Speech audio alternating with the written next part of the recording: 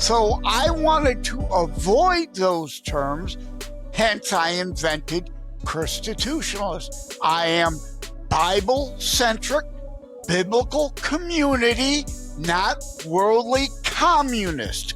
Those are very different things. They use anarchist-associated tactics. Now, using an anarchist tactic does not make you an anarchist. They want more government.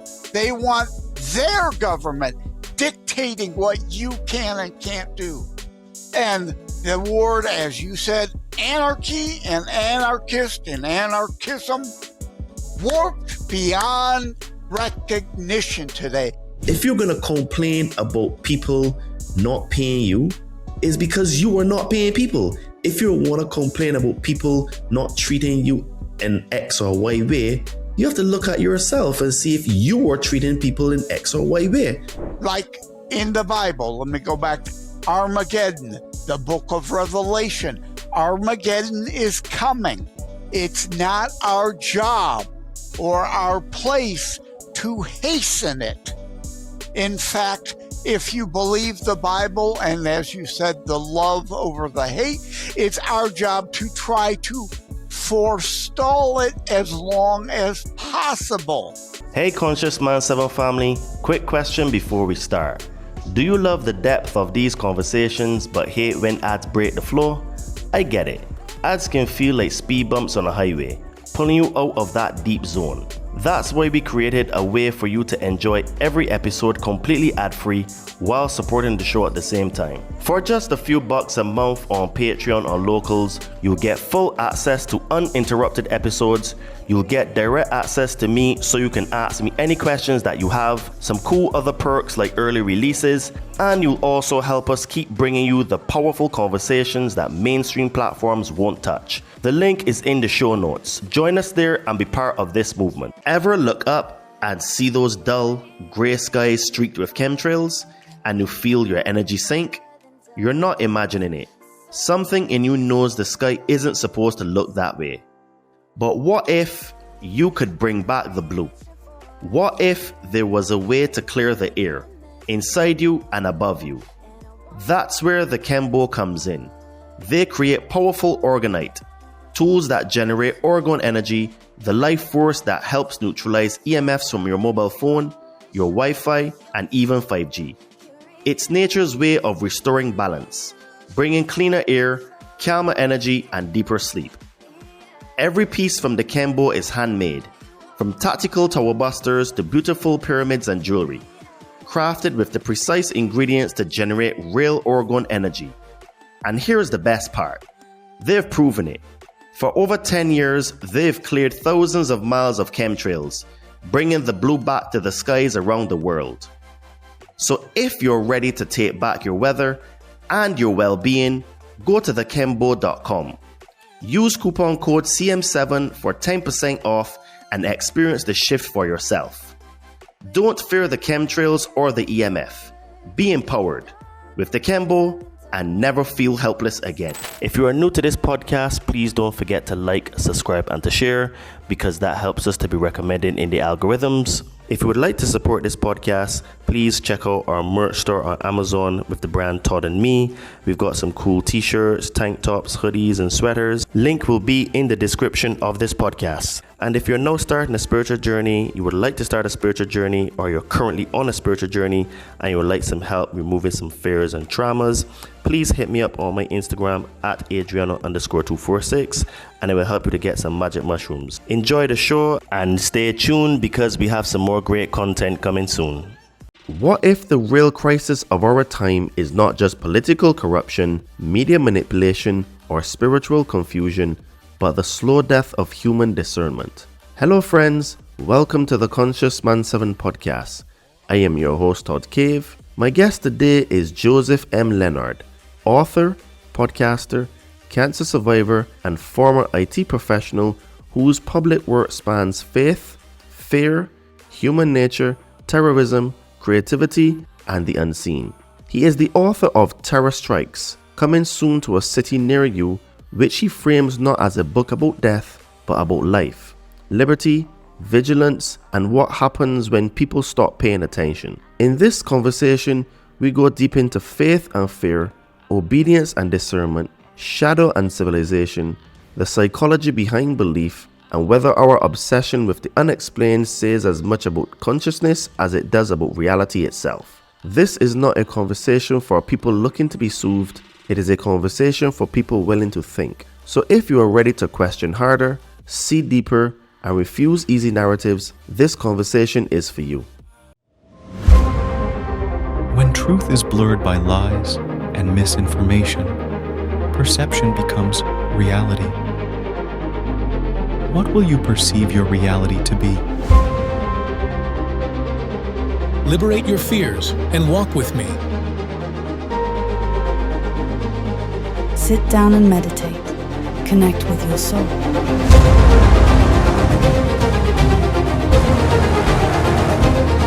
Be a monster and then learn how to control it. You gotta be willing to do the work.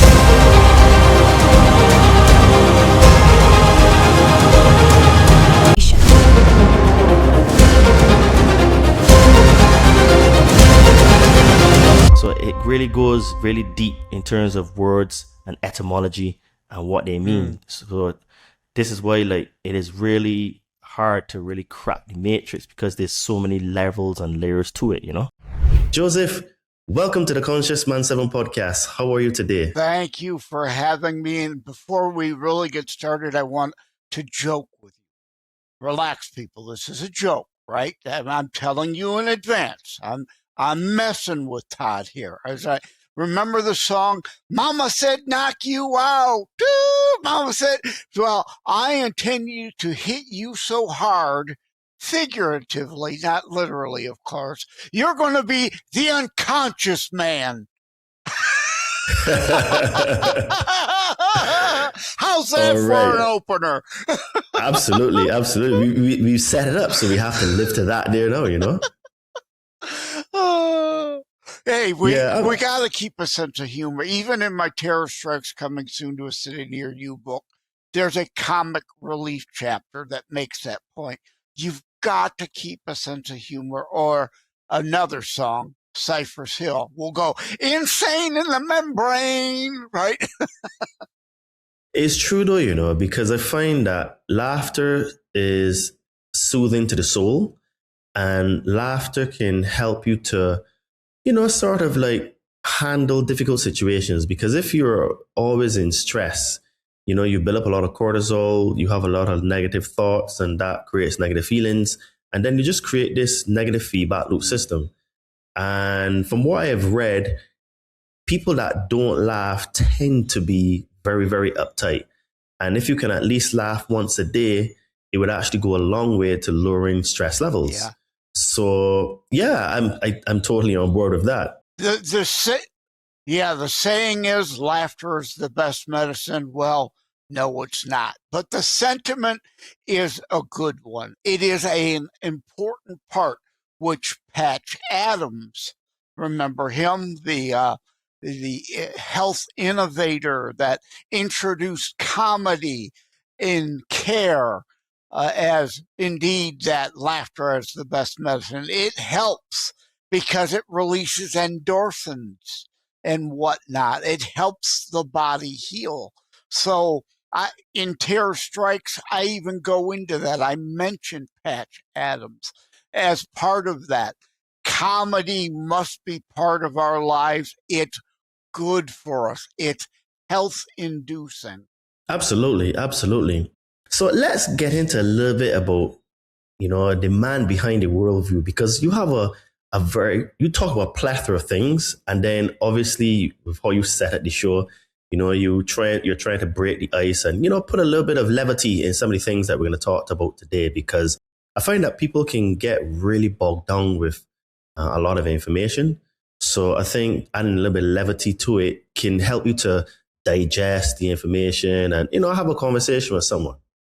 So you've lived through cancer, worked in IT, written books, hosted podcasts, and stepped into difficult conversations around faith, politics, and culture. What most shaped the man you are now? Oh, well, that's a good nature versus nurture, right? Of course. We are all embedded with DNA, and family structure or lack thereof makes an early molding and help shape who we are, but you're not held to that. You can overcome early downsides, for lack of better way to put it. But yeah, I had a family structure. Dad worked, had a good job working for GM. So mom could be a stay-at-home mom to me and my sister. So we had a very good, stable upbringing. And, that with grandparents and aunts and uncles helped form me indeed a lot of who I am today. And I know later you intend to bring up legacy. We'll go into that a little more. And I am kind of continuing family legacy, wanting to sow good, wanting to be good, right? God gives us all free will, as I talk on my Constitutionalist podcast all the time. We are given free will. As the Rush, not Limbaugh, the talk show guy, the rock group out of Canada, Free Will song says, if you choose not to decide, you still have made a choice. You allow others to sow rotten fruit. We're all trying to choke down that rotten fruit. So it's a choice to put good out, to sow good crops so we can reap good fruit from the tree of life. It's a choice, and we must make it every day. And I try to bring that across in my tinyurl.com/life and living series of books. So what really shaped your personality? Was it, the difficult conversations around faith and politics or culture, or were there like other things that happened to you that made you become the guy that you were today? Well, it's hard to put a finger on any particular thing. You have to take it all in the aggregate. Even bullying I go into in Terror Strikes, as well as the book of Kennedy, Project Carpe Diem. Bullying is a fact of life, but it can be a good thing in a way. It gives you the model to not become. It shows you the example. I don't want to be like that.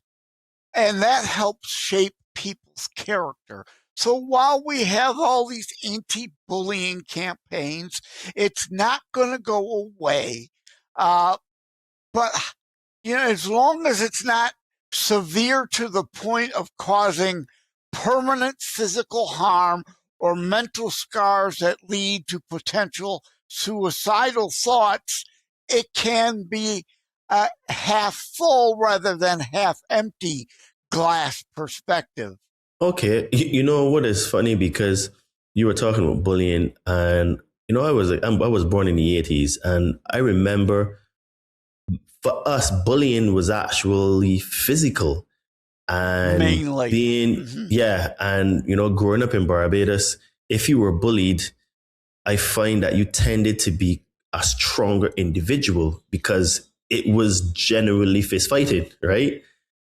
Fast forward. It helped build your mental character too. But as you're going to say, fast forward today, more of it is mental bullying, mental health issue bullying than physical. Yeah, because I remember when I first went to England and I heard bullying all the time, I was very like, geez, these people fight a lot, I was like, damn. And it took a while before I understood that bullying meant like mean words. I never say, but sticks and stones may break my bones, but names will never hurt me, right? Well, yeah, I grew up in that era when, like, yeah, you would get teased, but you just got stronger because you tried to prove to people that you were better, so you just worked harder. Another phrase, the Native American: what doesn't kill you makes you stronger. Yeah, so I was kind of like, whoa, that doesn't make sense to me. And then living over there for so long, I saw like how weak-minded people are in general because they just can't take any criticism and stuff like that. So mental health is like, I mean, I'm not saying that mental health is nothing that is not serious, but I think that coddling children and coddling people is what we do in the West, especially the developed West, Too much. has led to a lot of weak-minded individuals. Mm-hmm. So, you know, I think that we are on the same page there, my friend. So I think that there's a lot to be said for the model at which we do things, but I don't want to digress too far on that topic. So what did suffering teach you about human nature that comfort never could? Oh, yeah. Life isn't fair. You know, as kids, that's not fair when we're throwing a tantrum. Life isn't fair. Get over it. That's right. Good. Sometimes bad things happen to good people. You either adapt or die. Get over it. Get over yourself. Kind of going back to the health thing. If you're so weak that you're so easily offended by everything, that's not an other people's problem. That's a your problem. Facts. Facts. Sorry to be so direct, but sorry, not sorry. Constitutionalist tough love is what you get out of me. I can see that liberals and weak-minded people are definitely going to get triggered by this episode. Yeah, put a trigger warning on it, yeah. Hi, snowflakes! Was there a season in your life where your old worldview broke down and forced you to rebuild from a deeper place? Well, having an IT career and then the body basically breaking down and shutting down and having to go on disability. Yeah, I mean, my whole, the Bible says that work sets you free. No, not the Nazi concentration camp work sets you free slogan. The Nazis warped a perfectly good biblical, scriptural, doctrinal thing. Work, if it's honest work for pay, where you put something in, you get return, that helps build your character and you have your own money to spend on things you want as well as you need. The Nazis tried to make it a slave labor camp slogan. That didn't set anybody free. That wasn't freedom. That wasn't work. That was slavery. Big difference. But I've kind of already lost track of the initial question. So I wanted to find out, was there like an experience or a season in your life that you had like a certain worldview? Yeah, thank you. That yes. broke you down. Yeah, again, yeah. I loved what I did in IT.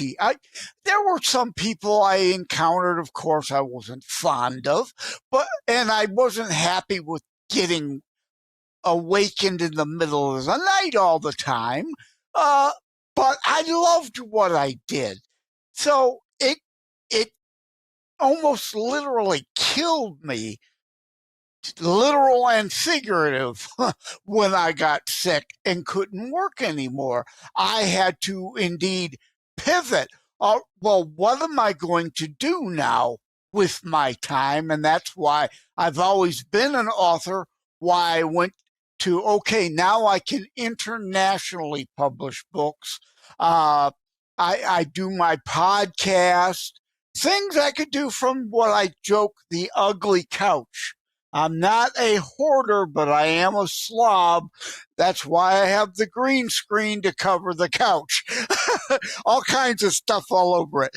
But yeah, what can I do and lately I'm doing music. My dad, Ted Leonard Jr. and the Polka Kings, they had a 3-record deal. Later we'll talk legacy, but I wrote and recorded music, but I never got a record deal. So I just kept writing books. But now today with AI music systems, tinyurl.com/JLD on Suno, I've got all kinds of music now that I'm again able to create. And I have that base structure of actually having been a musician and record, actually played the instruments. I can actually write sheet music. I understand keys. I understand octaves and all. So Suno is a great tool to help me record songs that would take 10 days or potentially 10 weeks to do in the past, can do it in 10 minutes if I write the lyrics, or I can let the Suno AI help me write some of the lyrics. And at times I let it do that. And in fact, on X, Grok, the XAI AI, Grok has given me lyrics for a couple of the songs that are at tinyurl.com/JLD on Suno. So, I had to reinvent myself, kind of as you're alluding to, because of the health issues, which I still have today. A little better, but I will never be good. I will never be average health or good health.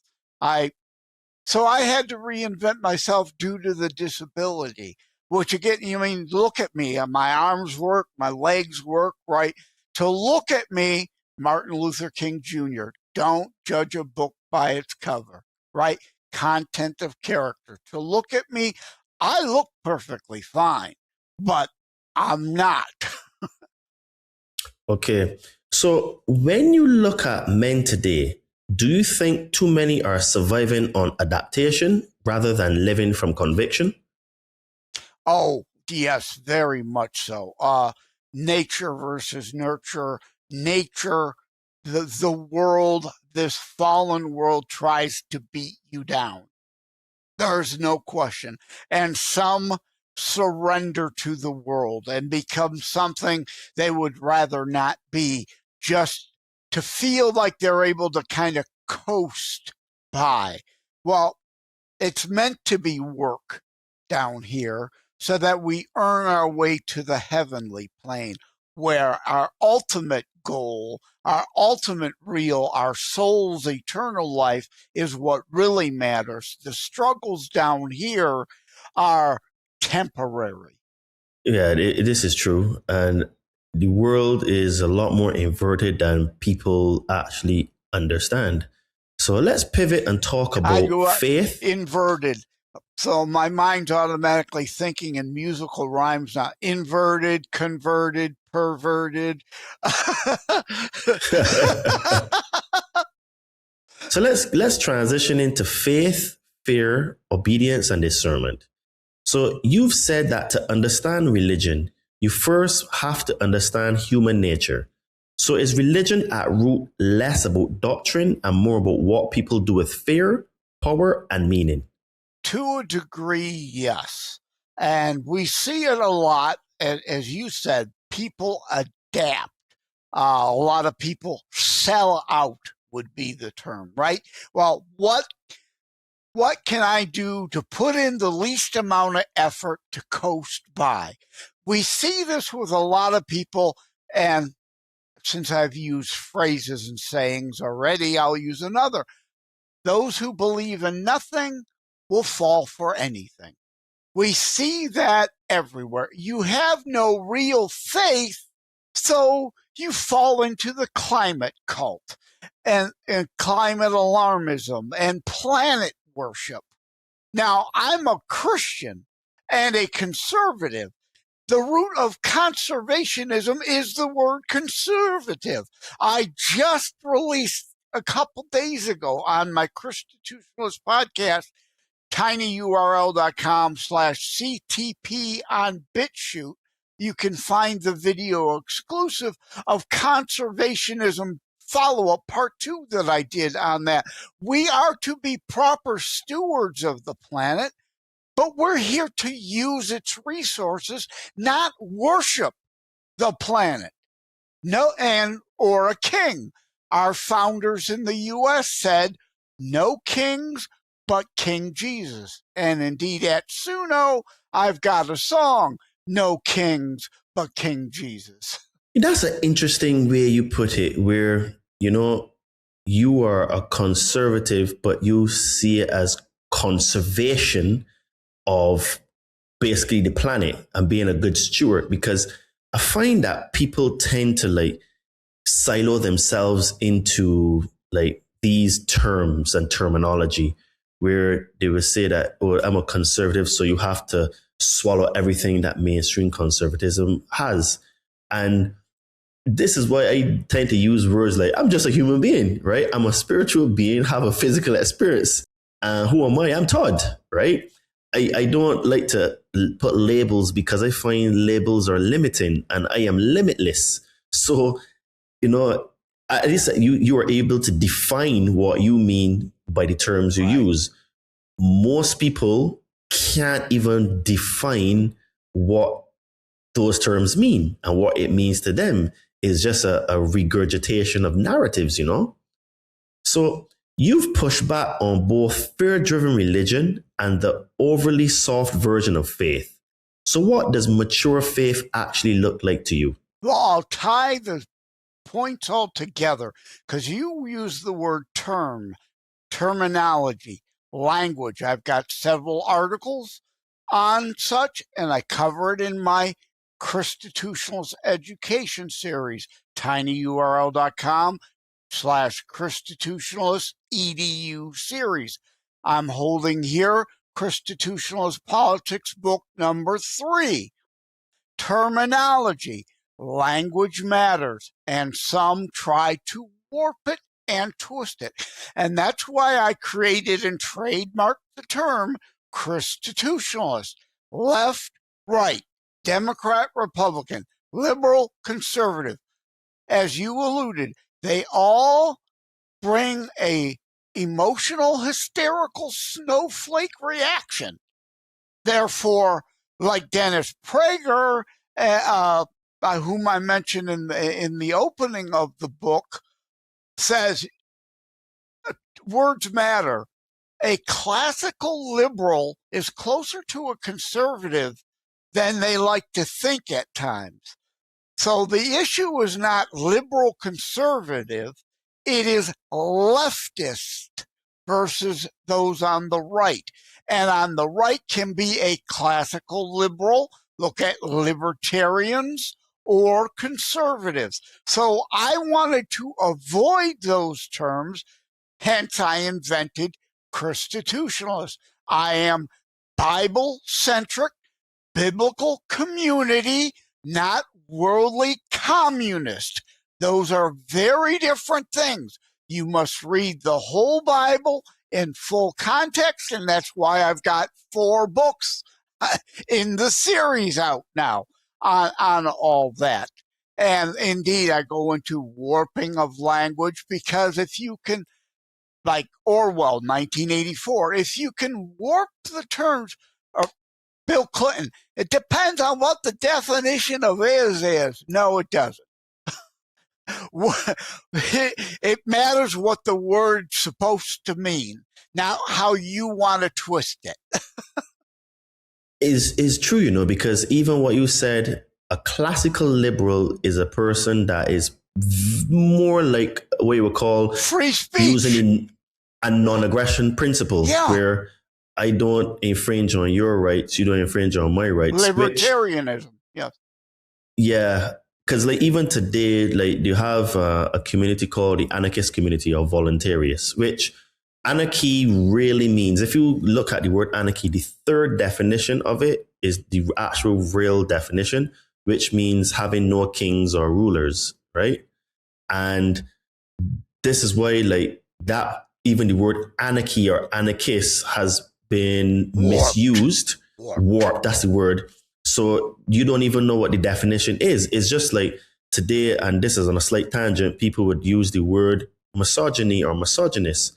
But if you ask 9 out of 10 people what does misogyny or what is a misogynist, they can't actually tell you what is the definition. No, they'll know when they see it, emotional snowflake reactionism, but they can't define it. Like the left can't define what a woman is today. Oh, give me a break. But I'm glad you mentioned anarchy. I go into that in my books and on my show all the time. Antifa. They are not anti-fascist. They literally use Hitlerian or El Duce, what the heck, whatever his real name, Mussolini, black shirt, brown shirt tactics. Now, anarchy is a right, the far, far, far right, no one I know is that way, is anarchy. No government at all. Also atheism. There is no authority over you at all. Zero, none. You do what you want, when you want, with whom or to whom you want, without consequence, unless someone else acting in an anarchist fashion imposes some consequences upon you. No authority over you whatsoever. That's the far right. No one I know wants anarchy. Now, the far left, communism, fascism, socialism, monarchy, all-encompassing government, the far left, Antifa, started in the 30s by the communists to fight the National Socialists in Germany. They aren't free market people. They aren't fighting for capitalism. They want a literally commie, fasci, socialist blend government. They use anarchist associated tactics. Now, using an anarchist tactic does not make you an anarchist. They want more government. They want their government dictating what you can and can't do. And the word, as you said, anarchy and anarchist and anarchism warped beyond recognition today. Talking heads on TV all the time. I want to throw something at my TV. The Antifa anarchists. No, they are not. Words matter. Facts matter. History matters. Again, Antifa, it's a communist movement. Always has been, always will be. It's not anarchy itself, the anarchy symbol came out of Russia. That's not a communist thing either. That's a fact. These are facts, people. Ideal in reality. The anarchy system symbol may be adopted by an Antifa communist. That does not mean they're really an anarchist. They're trying to co-opt the symbol. And we have to know better. We have to learn. We have to educate ourselves. And why I'm driving myself crazy writing these books and doing my show and doing shows like yours. You know what is crazy, right? So today you actually hear people openly saying that they want communism. And these people, for the vast majority of it, I don't think they've actually studied history, because you can't be a student of history and point to any communist regime that was ever successful and actually contributed anything good to the world, right? Now, even the Chinese Communist Party are not full communists. Correct. They're a mixed breed of free market. I can't say capitalism. I guess that's a better word to say than free market, because there's no free market in China. You have to have a golden goose to steal the eggs from. Correct. So the CCP is a amalgamation of capitalism and communism together, which in fact are two opposing ideologies. So is this bastard child where you have some wealth in the country, but that wealth comes with an expense of your freedom, because you're not allowed to say anything against the party, which is exactly what happened in 1984. So I think that these people are just either intellectually dishonest, they haven't studied history, or they're just very well paid. Todd, their feelings, their feelings are what matters to them. Oh my God, my feelings. It's fair. It's fair. We should all share everything. It's fair. Grow up. Right? But the thing is, even if you read, when you read the Communist Manifesto, it is clear they want to own your children as well, right? You don't own anything, not even yourself. So but the thing is, though, is mad because, most people just don't read. And I think that is one of the biggest travesties in our modern society. So this is why a lot of people are ignorant, which meaning just lacking information. You said a few things I got to touch on, but let me address the last one first. They don't read. Well, as a former IT guy, I'm holding up my phone for those who are listening on audio only, my smartphone. Never before in the course of human history have we had knowledge at our fingertips. But conversely, never before in the course of human history have we had such access to unicorn fart fantasy delusional confirmation bias idiocy. And that's what you're referring to. Communists that engage in confirmation bias of their bubble don't understand history. It's so good to be able to talk with someone who actually has a clue, understands history, and you don't own your kids. Right? I've got a piece on the libertybeacon.com about that. Whom is babysitting whom? Hillary Clinton, as you said, it takes a village. It's biblical. It does. It takes aunts, uncles, brothers, sisters, grandpas, grandmas, neighbors. That's a proper biblical application of it takes a village. But Hillary Clinton's, it takes a fascistic state, and the fascistic state owns your children. We just let you babysit them at night and feed them in the morning before you ship them off to the Orwellian indoctrination factory in the morning. No, those are two different things. So the first thing you did, the last thing I'll touch it, communism fails to understand human nature. Back to that again. Ayn Rand, Atlas Shrugged, the Bradford Colony on beforeitsnews.com. I've got a piece, tinyurl.com, Bradford Colony History. I think it is. I hope that's the right shortcut. But you can find it under J. Leonard Detroit at beforeitsnews.com. Bradford Colony, the real history not taught. The Mayflower Compact was a communist Commonwealth compact before Marx ever came along and thought he invented this concept, and no one owned anything. Everybody was supposed to share in the work. That's the problem. They don't want to share in the work. Human nature. It's why Jesus also said, the poor will always be among you. That's not an economics or a governance statement. That is a human nature statement. There will always be some lazy you-know-whats who will not do anything to help themselves as well, let alone others. They want to be carried, pulled in the cart. And Atlas Shrugged, eventually more people are in the cart than there are people who can pull the cart. And Atlas Shrugged, and the same thing, that's where Ayn Rand got the idea, actually, the Bradford Colony in the United States. They almost all starved to death.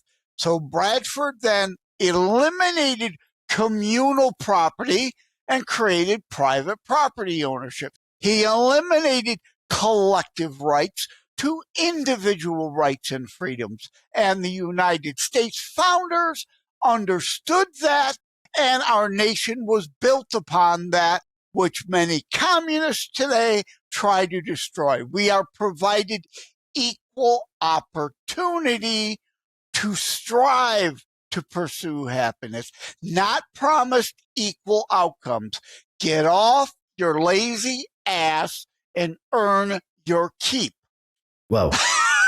Hi, snowflakes! Triggered again! So, how do you tell the difference between spiritual discipline and psychological control? Well, we're given free will. You can't force Jesus on anyone at the barrel of a gun. And that's where biblical community comes back. Free will. We are to want to be our brother's keeper. In fact, tinyurl.com/JLDonsuno. Just in the last couple of days, I created a song called Others Keepers about that. We are to want to be our brothers and sisters' keepers by choice, not by force. That is biblical community. Communism is by force. You will do this. You must do this. Christianity says you should want to do this in Jesus' name. And that's where the major distinction comes. And I forgot the question again. I went off on a tangent again. So how do you how do you tell the difference between spiritual discipline and psychological control?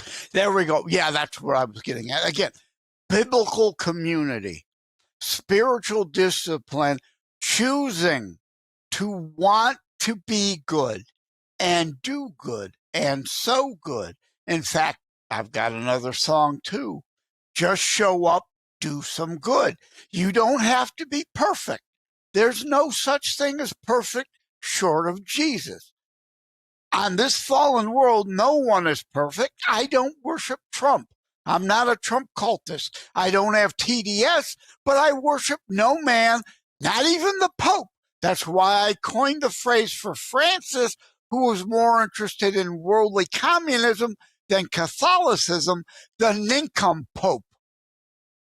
You are to choose. You have a choice. You want to do good, as opposed to you are dictated and forced to do good. No, you can choose to do evil.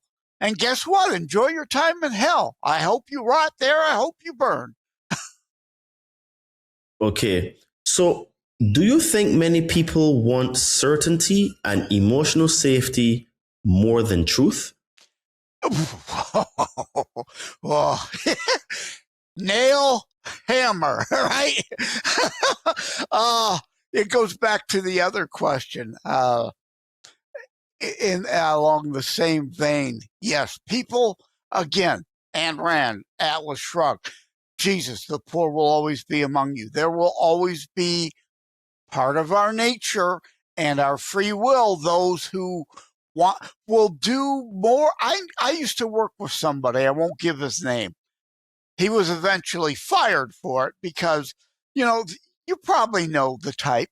People who will spend more time and effort trying to avoid work than the time it would take to do the actual work.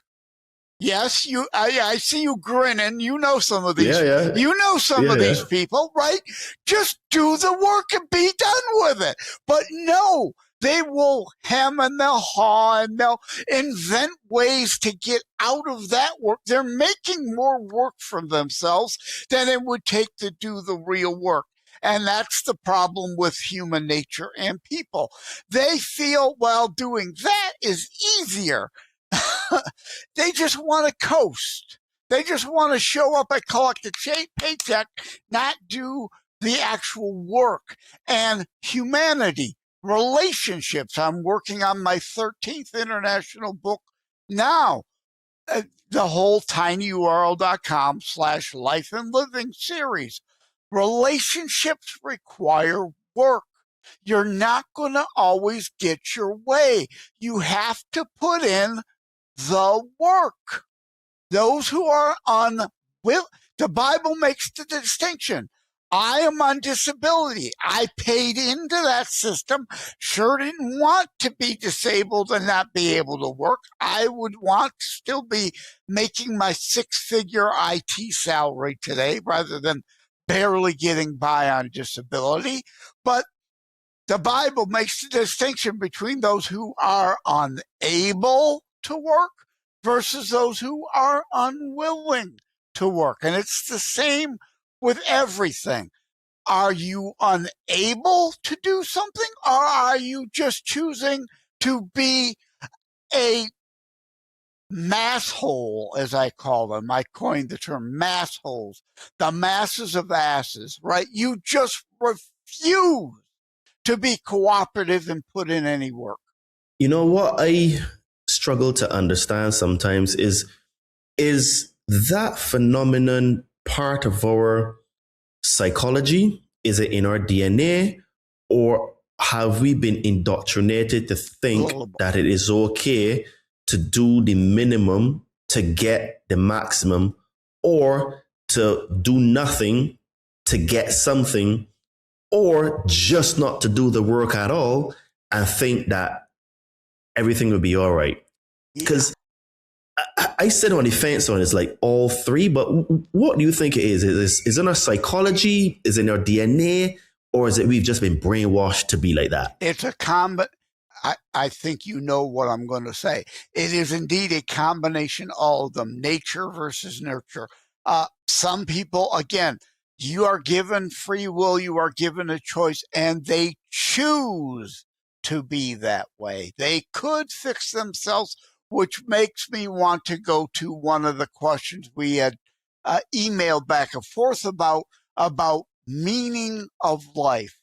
So let me put it this way. Remember the movie Network? You know, I want you to go to the window. I want you to open it up, and I want you to scream at the top of your lungs, I'm mad as hell, and I'm not going to take it anymore. Well, I want a Joseph M. Lenard, Todd Cave mirror moment. I want you all, after this show is over, to not figuratively, but literally get your ass off your couch, go to your bathroom, look in the mirror, stare yourself in the eyes in your own mirror, wag your finger at yourself in the mirror while remembering 3 of your own fingers are pointing right back at you, as the saying goes, and that's in several of my books. But I want meaning. What is the meaning of life? You, what are you doing? What meaning and value are you bringing to your own life, let alone others? What are you doing? Like the Michael Jackson song, Man in the Mirror. I'm looking at the man in the mirror and I'm asking him to change his ways. Major theme of my Life and Living series. It's about us. It starts with us. It starts with you. Look in your mirror and ask. Also, Rick Springfield has a song called Prayer on his Karma album. I send a prayer to heaven for the chance to be a better man than the man I see. We all, every one of us, there's no such thing as perfect, all have room for improvement. What are you doing to make things better? What are you doing to bring value and meaning to life? Not expecting meaning to be given, but what are you doing? See, if you thought this was going to be a fluffy show, you were wrong, right? Constitutionalist, the whole Bible in full context, the tough love part of Jesus, not just the kumbaya around the campfire, the tough love parts. What the bleep are you doing? You know what I find fascinating, especially what you said just now, is that because I'm a coach, right? I talk to many people. I have clients all over the world and I do many shows. And what I find from all of those experiences that the people that complain the most about X thing. So for example, you know, you could, because I talk to entrepreneurs that want to train with me and stuff like that, and they will come and talk about their frustrations when dealing with clients, but they come and behave the exact same way with me.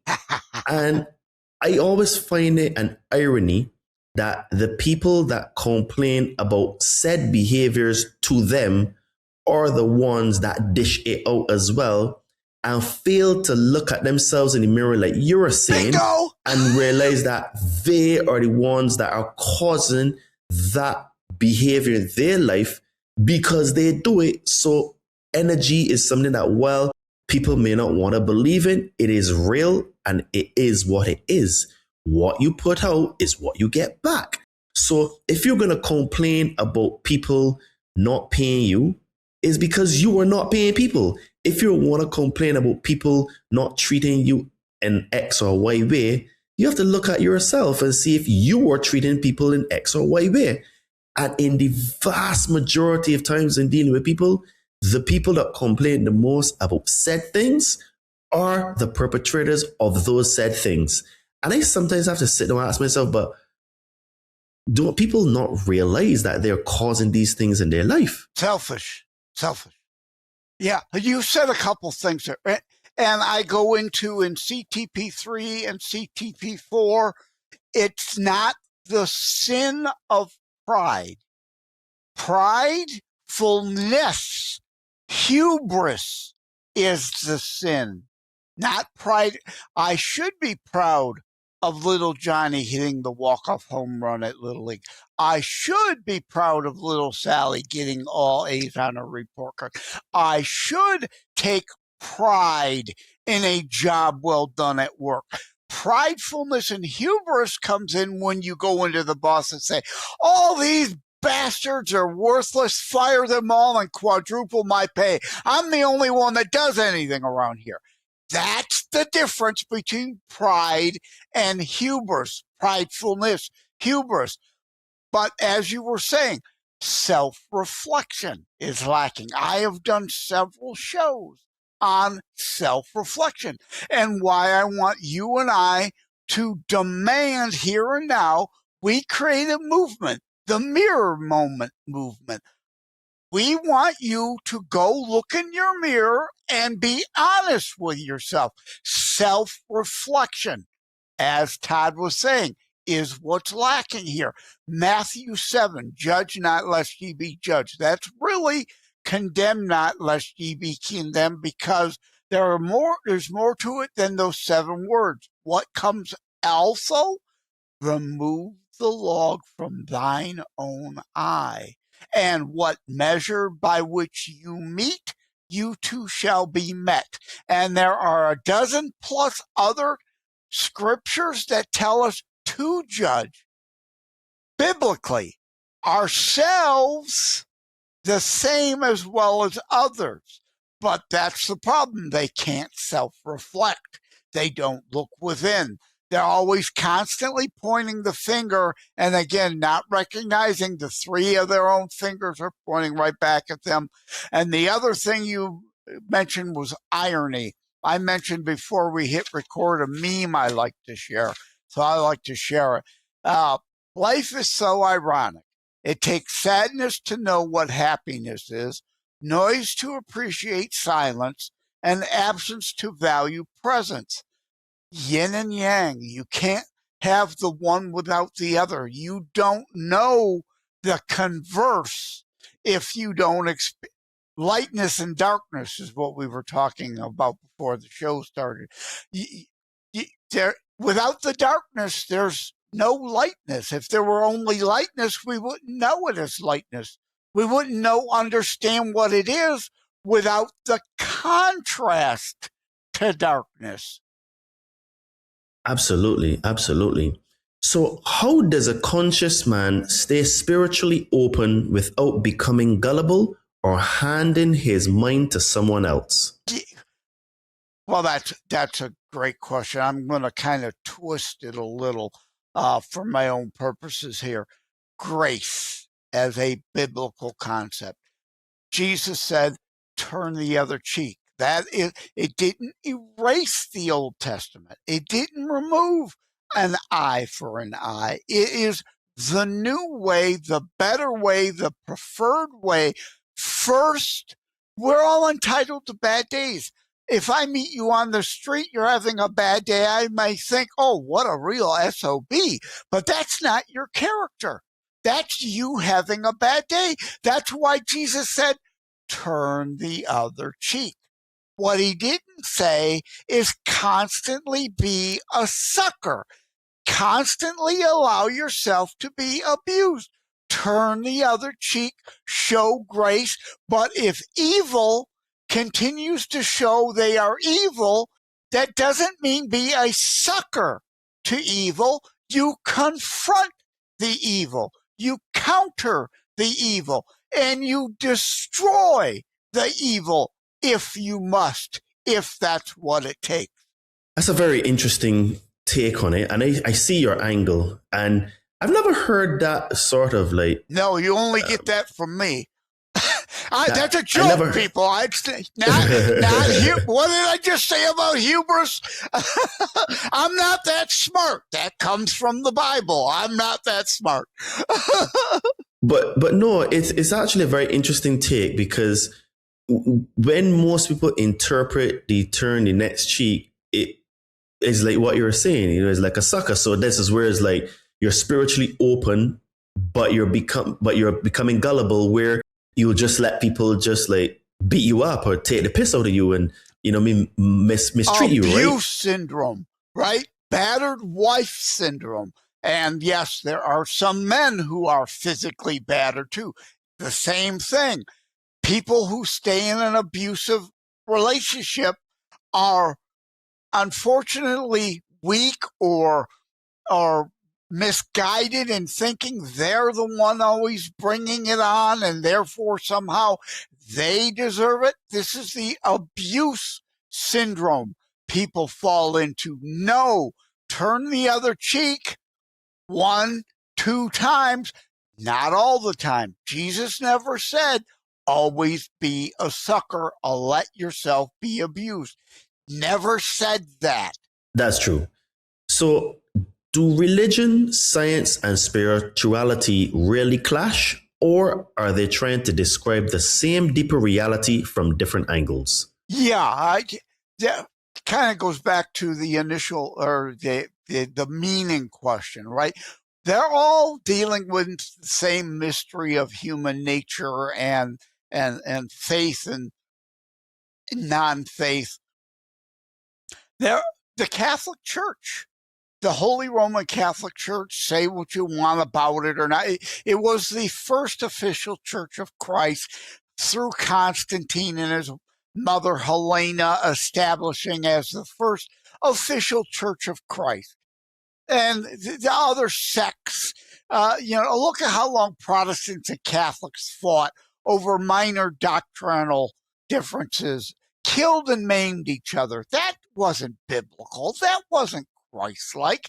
That was our human idiocy that screwed that up. So regardless of what sect you claim you belong to in Christianity, that's why I preach the whole Bible, not denominational biblicalism or churchianity, as Dennis Quaid coined, your flavor versus somebody else's flavor. I threw myself off again and lost my train of thought. Okay. What was the question again? Sure. Do religion, science, and spirituality really clash, or are they trying to describe the same deeper reality from different angles? Yes, thank you. Right. Yeah, the Catholic Church, again, which is where I was going. Love it, hate it, whatever. Again, I called Francis the nincompoop.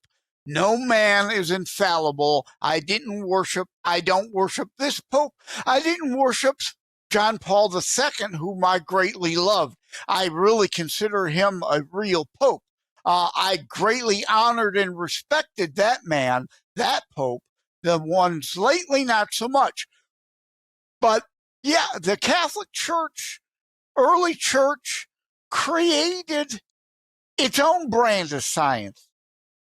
Science, like through archaeology. I have a friend who's an archaeologist, been on biblical digs. Scientists are proving These places in the Bible really exist. They're not all just metaphorical, analogous stories. They were real places with real people. Now, you might say parts of the Bible are, metaphorical. That's fine. I've got no problem with people saying that. But science every day, especially archaeology, proves the Bible as a true history book, and therefore proves the faith in my mind. Lee Strobel, the New York Times, I think, famous atheist, married a Catholic. They were at odds. He decided to do a series for the Times or whatever paper it was in New York at the time to debunk Christ. And what he landed up doing was the paper wouldn't publish it. He became a Christian and wrote The Case for Jesus. I think or The Case for Christ, right? Infamously, an atheist who said, oh, science will debunk this, this voodoo BS. But when he looked at the science, it proved the religion. You know what I find fascinating about the Bible is that the places are actually being confirmed.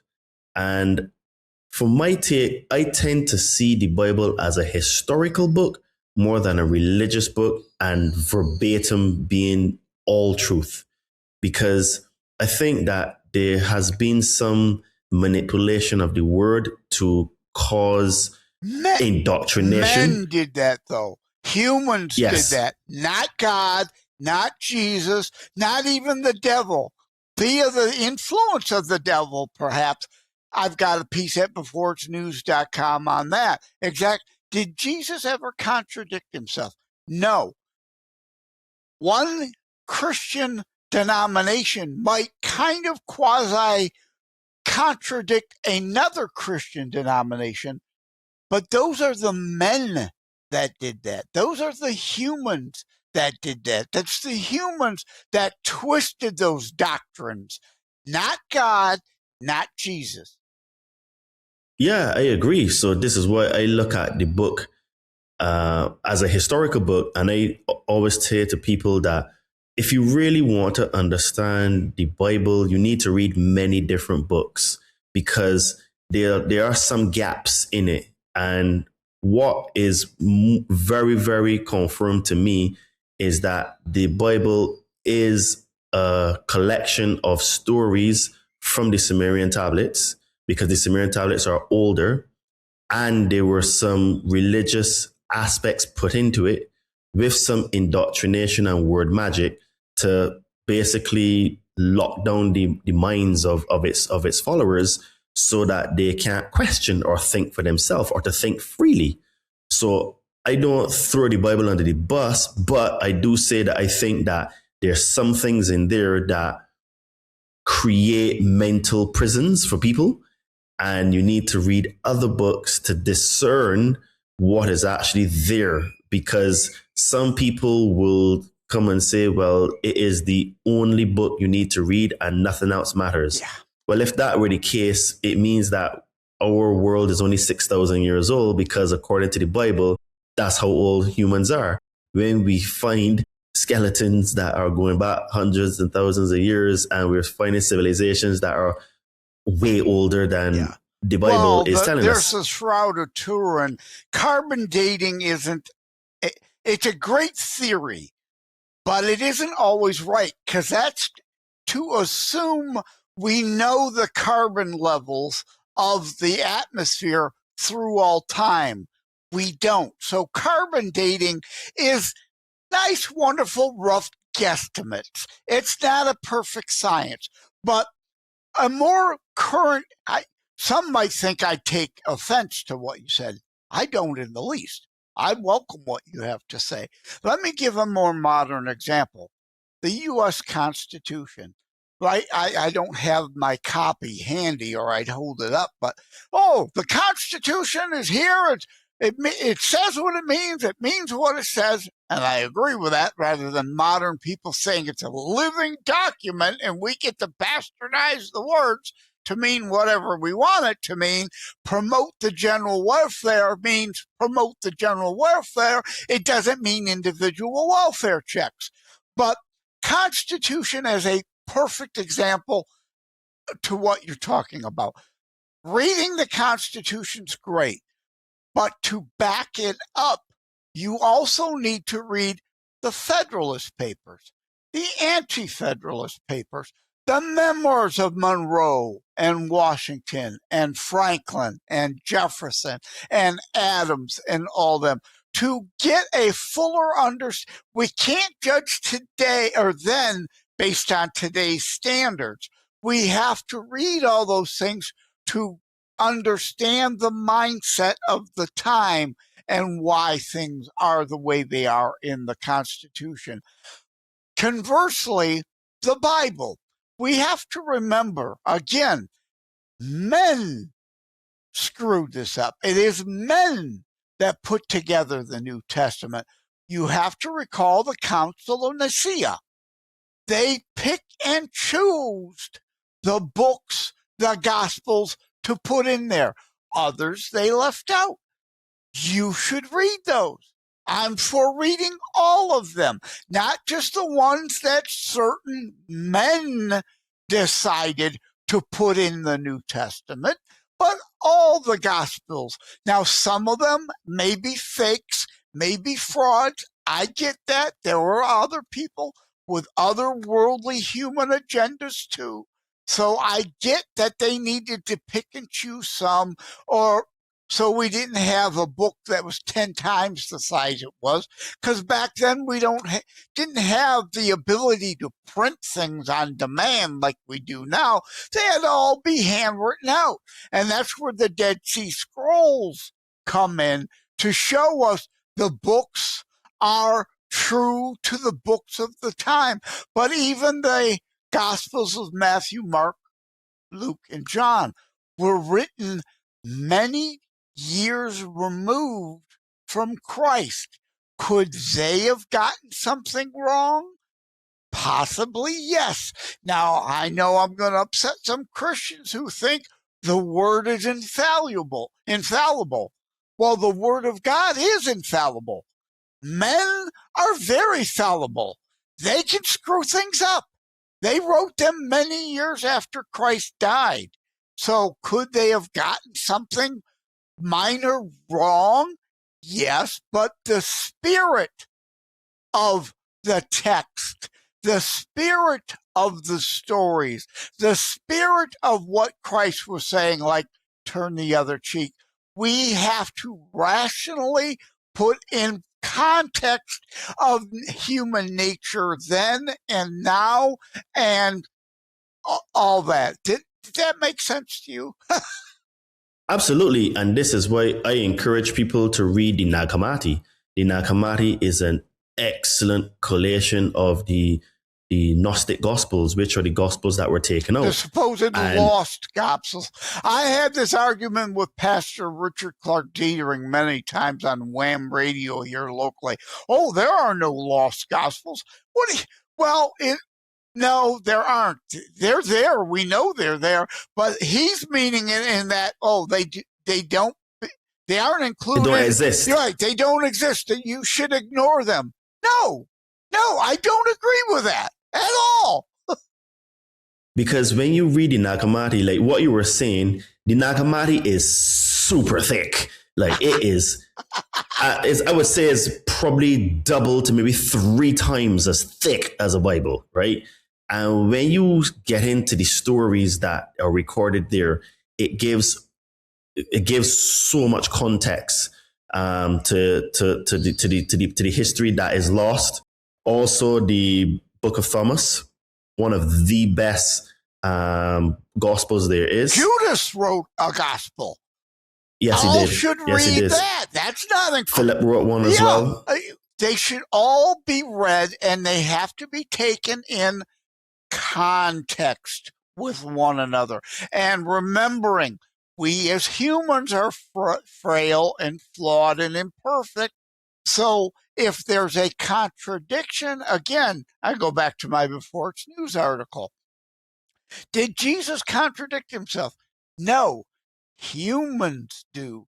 Humans did. So if there's a contradiction, we must put it in context with everything else and come to our conclusion that the man got it wrong when they were, or woman. There's women gospels, and I encourage reading them also. In fact, some say Mary Magdalene wrote one. There's authenticity questions, of course, but read it anyway. True or not, read it anyway, because it provides, as you're alluding, context to everything, and entertain all of it before, rather than jumping to conclusions, as we humans often do. Yeah, I couldn't agree more. So what part of human nature do most people... This is getting boring. Give me a topic we can disagree on. That's a joke, people. It's a joke. I had a little fun. I am so happy to be able to be on the show with somebody as knowledgeable as Todd Cave is and understands the history and all that, because indeed there are so many people out there that are just clueless. They don't know, and they don't want to know. There's the difference between ignorant. We are all ignorant of things we've yet to learn about. But stupid is choosing to be stupid. You know you don't know, but you don't care to know. That's a very good way of putting it, to be honest with you, because it is true. Because I've read so many books and had so many different psychedelic experiences that have helped me to be able to navigate and have conversations like this. Because I think that most people, like Yeshua said, from if people suffer from the lack of knowledge, right? And but yet we were thrown from the garden over knowledge. So that might be a minor contradiction. I don't even want to go down there, because that is another conversation altogether, because like there's so many contradictions with that story, where there seem to be two floods at least, and there seem to be two creation stories at the same time. So, you know what I mean? That's a but kind of again, that. It's how we recorded it that create these conflicts and contradictions. God can when I die, I'm hoping to have a nice long conversation with St. Peter or God or Jesus or whomever. God doesn't owe us all the answers. And that's another part of the hubris problem. We get to aliens. Can life elsewhere exist? The movie Disclosure, Spielberg, is going to come out in the summer. I just saw Project Hail Mary. Great movie. Wonderful movie. Can life exist elsewhere? Yes. Genesis does not say, and God created life on Terra, and only on Terra life created he. Does not say that. And the movie Disclosure, a Catholic nun, says, paraphrasing here, God created all this. Why would he leave it empty? Very interesting. Very interesting. What part of human nature do most people avoid confronting because it threatens the story that they tell about themselves?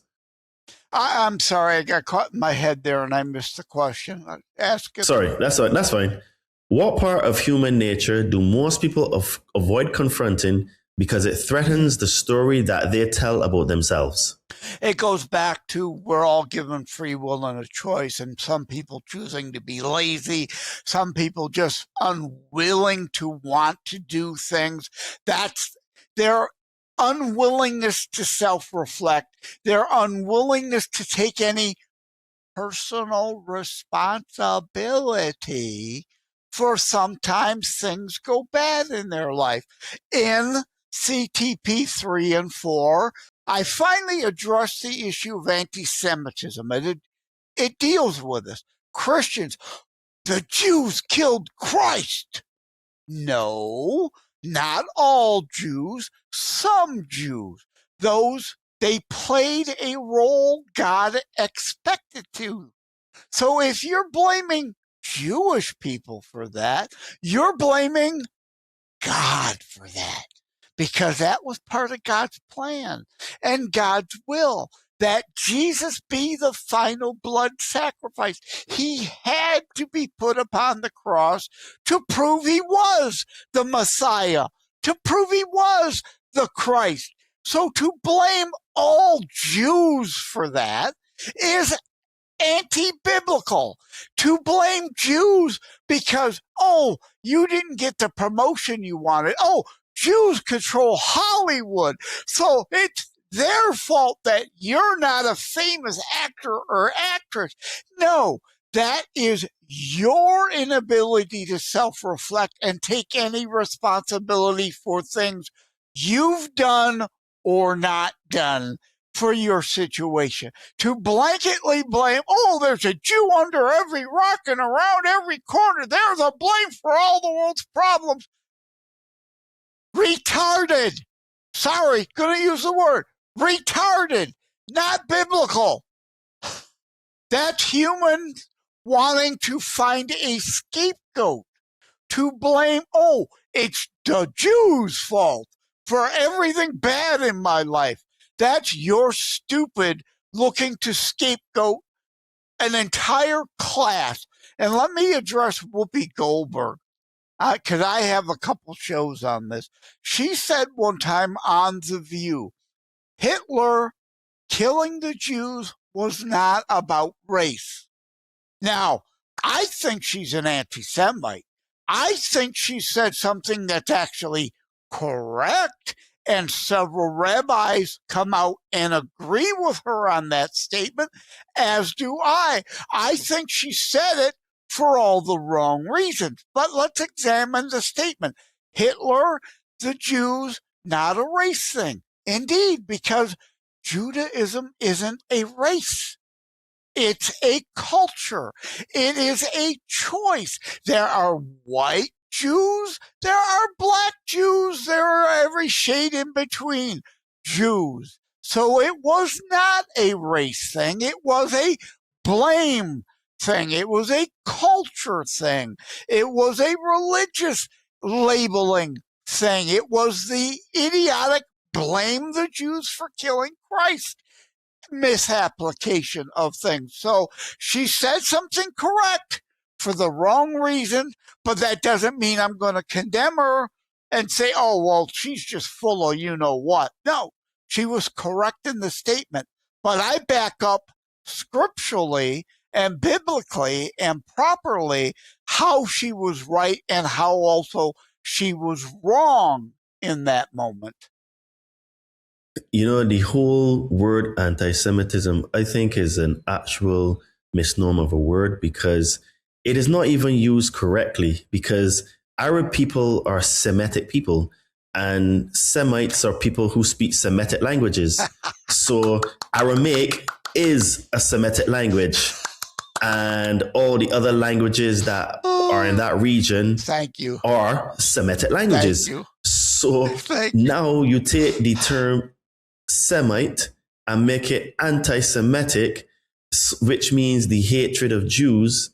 But now anti-Semitism is Jews hating people who criticize them. That is really what is anti-Semitic now. So it's kind of mad how words have changed meaning. It's dumb. It's not logical. It's emotional hysterics. Again, high snowflakes, emotion, logic, reason, thought matters. Let me take you one step further. I, as a Christian, ready for some minds to be blown, am a Messianic Jew. Oh my God! What did he just say? The Torah. Jesus, Matthew 5:17. I have not come to erase the book or the prophets. I have come to fulfill them. And to confirm. Yes. That's why the Torah is our Old Testament and we have a New Testament. They weren't erased. They weren't replaced. Jesus began his ministry at age 30 under tyrannic Talmud Judeo law. He fulfilled the law. I am I'm nowhere close to an Orthodox Jew. I'm a Messianic Jew. I believe Christ fulfilled the scripture, fulfilled the Torah, made a new chapter, the new way. In some ways, again, turn the other cheek is a new preferred way. It didn't erase an eye for an eye because, again, if evil proves it's going to continue to be evil and not take your peace offering of turning the other cheek, not take your grace to give them another chance, then an eye for an eye is still applicable. Just like the death sentence on the world is applicable. Genesis, Leviticus, and Numbers. They who sheddeth man's blood, by man shall have their blood shed. The death penalty is biblical. It wasn't erased. It wasn't replaced. It was contextualized. The thing as well is that there are a lot of things, even what you're saying, because Yeshua said that my Father doesn't require your blood. He requires your mercy. Your mercy is forgiveness, right? And he was coming to say that all the blood sacrifices that the Pharisees and the Sadducees were doing was the old way, and the new way is forgiveness, love. He basically brought two rules. With exceptions. Within context, yes. Love your father with all your heart, Love even your soul, your and enemy. your mind. Yep. Love your brother as yourself. So basically, he said, just love, right? So everything was love. But obviously, people twist things. And like you said, it's about people think that you just stand there and get beaten up. But it's not really the case, right? Context. Also, let me add another. Hate the sin, love the sinner. But if the sinner continues to wantonly rape, pillage, and murder, final judgment is for the Lord, and whether they rot in hell for it is up to God. But we are to still engage in worldly justice. If they are going to rape, pillage, and murder, they have to either be locked away, worldly justice, or if they're murdering innocents, the commandment isn't thou shalt not kill. It is thou shalt not murder innocents. Exodus 22:2 alone says, a thief breaks in the night, is dealt a fatal blow. You did not murder an innocent. You killed, but you didn't murder an innocent. You are not to be punished for that.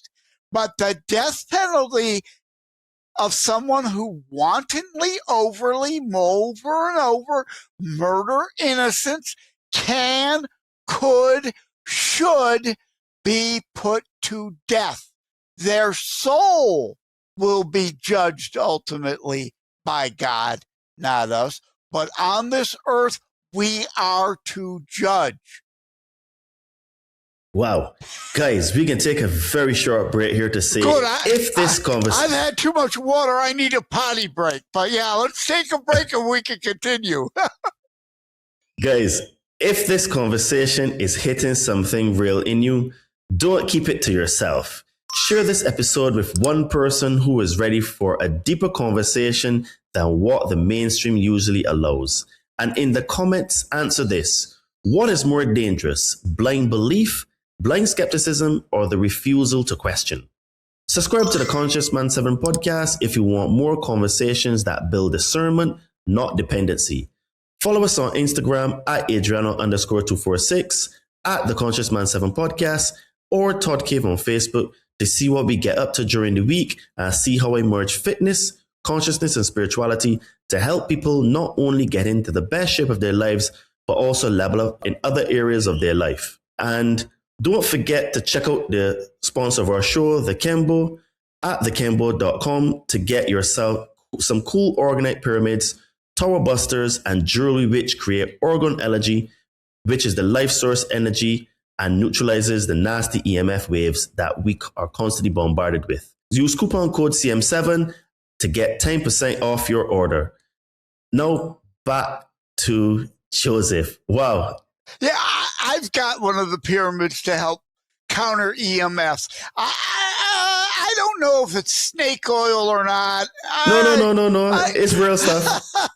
Look, I've got an orgonite pendant as well from the 𝘠𝘰𝘮𝘀. So let's talk about terror, shadow, civilization, and responsibility. You frame terror strikes not simply as a story about death, but about life, liberty, vigilance, and what threatens them. Why was that distinction so important to you? Yeah. Well, before I do that, I want to say how hilarious it is to me that that's your sponsor, because I had, I forget his name, but you could check the Constitutionalist podcast virtually anywhere podcasts are carried, my back catalog. I did talk to somebody about EMFs and the pyramid stuff, and I have one. Honestly speaking, I don't know how much good it's doing, but it's not hurting. Let's put it that way. So I'm glad I got it. It's here by my computer to help with EMFs. But yeah, terror strikes. Most of my books come to me in a dream, and that was no different. So I was prompted, or I consider it like prodded from above to do the book. I've been on another show, and as I got my wireless keyboard here, I like to joke, as I stole this from them. I don't remember her name, which show that was. I don't write the books, I transcribe them. They come through me. Terror strikes coming soon to a city near you. Let me grab it and hold it up. There's the original, out of focus, but yeah, there's the original cover. It's been re-released through Amazon with a different cover now, but it's the same book. But it came to me in a dream, and I felt like, okay, I need to write this. I need to release this. Because indeed, it's not about death and destruction, though terrorism is the thread that holds it together, but those bigger, broader questions. I'm going to try to yeah, there it is. Again, lifting the green screen, showing the ugly couch. I wrote this down because can't trust my memory at times. That's why I write books. You know, you can write it and it's there. It doesn't go away. But I say about the book, yes, about terrorism, but not book about death, but life and living.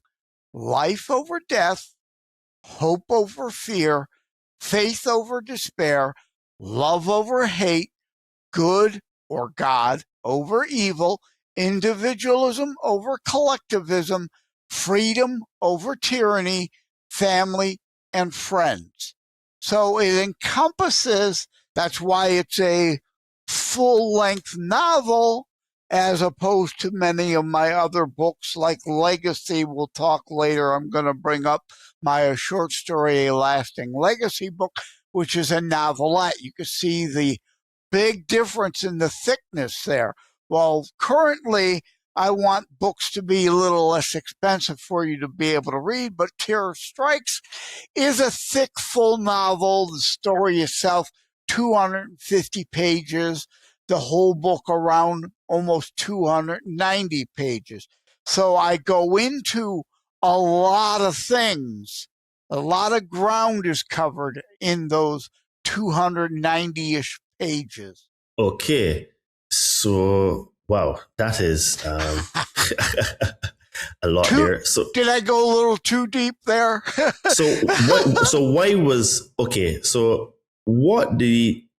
Okay, let me repeat the question for you. So you frame terror strikes not simply as about death, but about life, liberty, vigilance, and what threatens them. Why was that distinction so important for you? Yes. Human nature. Again, this whole episode keeps going back to human nature.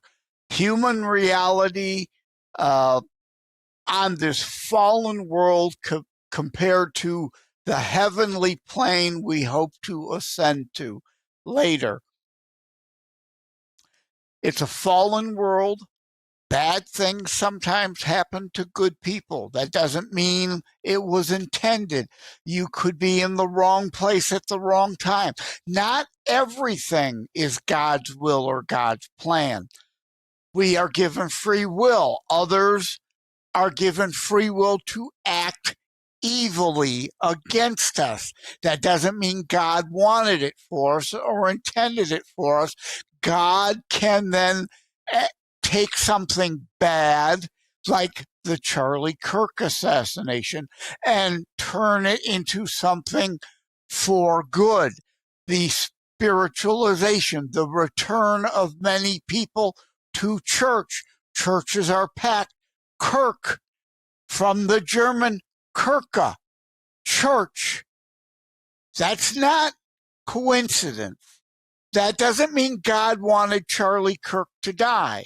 It means he could then take it and make something good out of the evil that happened that day. These are important themes, and the overall need of contextual understanding out of terror strikes coming soon to a city near you. Now, does that make sense? Does that better answer the question specifically? Yes, it does. It's interesting how you frame things because, talking to a lot of people, they would come and say, but Todd, how can there be a God when my mother died, or, my boyfriend died, or X, Y, Z, right? Separate issue. And I think that what you're saying now is that you're giving context where, okay, it's not that, the father mother wanted Charlie Kirk to die, but the father mother took that occurrence, that tragedy, and you're saying then alchemized it so that people now were trying to get back to faith. So the way you frame it now is like, I guess as the saying goes, there's always a silver lining, even in the tragedies of life, And I think that is something that's really difficult. Perspective, how we frame it. You use the word frame. Exactly. Again, we chose death in the garden. We failed to follow God's instruction and then became fallen creatures on this fallen world. And we brought upon the death. But again, it's not the death of our soul. It's the death of this worldly body. Our soul remains eternal. Our soul is what ultimately matters in the end, whether we're in the book of life for St. Peter to grant us entrance. Shall be known by our fruits. What do we choose good? Do we choose evil?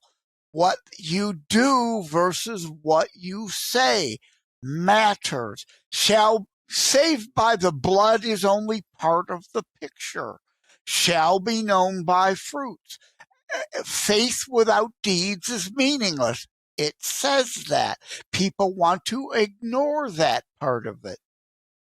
True. And this is why, even Napoleon Hill has it in his book where faith without works manifests nothing. I mean, I'm paraphrasing, okay? I can't remember the book because I read it like a couple of times a few years ago. But basically what you're saying, faith without works doesn't materialize to anything, So what uncomfortable truths about society were you trying to force readers to face through that book?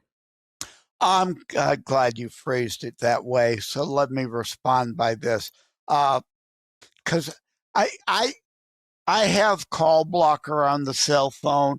I have a standard home phone, but it goes through my computer. I have to block calls to my home phone because I get death threats. people who make assumptions about this book. They didn't read this book. They'll call me racist or sexist or Islamophobic or homophobic. You didn't read it. But they make those assumptions, so I get death threats. Ask the question again. I did it. I did it again. Okay. What uncomfortable truths about society were you trying to force readers to face through that book? Yes. Again, fallen world. Sometimes bad things happen to good people. People are given free will. They may choose evil. Don't judge. You can't judge a group by an individual or an individual by the group. These are harsh realities Martin Luther King biblically tried to address, and I try to readdress.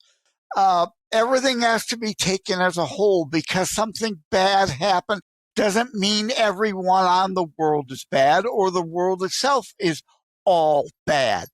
Context, it all matters. It's all part of this plane of reality. Dealing in reality versus unicorn fart fantasy delusion that some want to.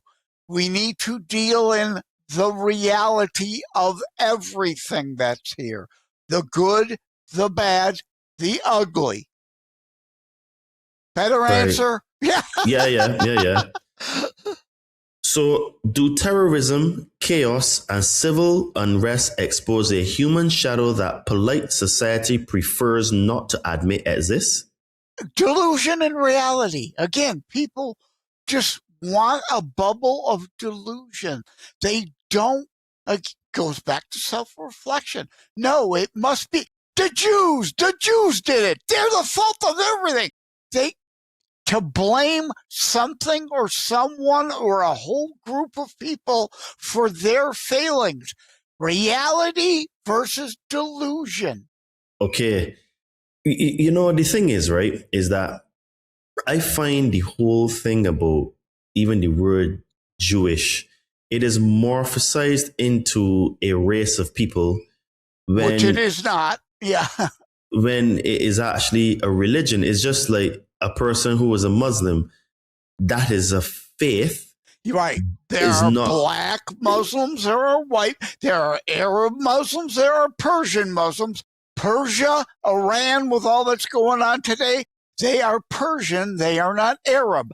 There is a difference. Again, this is this delusion of people wanting to lump everyone in the Middle East as the exact same thing. And Islam itself, I go into the book. Again, people accuse me of being Islamophobic. No, there's a chapter on Tokyo, 𝘊𝘰𝘮𝘳𝘰𝘰𝘯, the Christian doomsday cultists who have the same mindset of the modern Ayatollah Shiite subsect 12er cultists. They are a percent of a percent of a percent. You don't get to lump them all together. Well, this is the thing, right? We speak in generalities for the most part, but we don't really make room for the exceptions.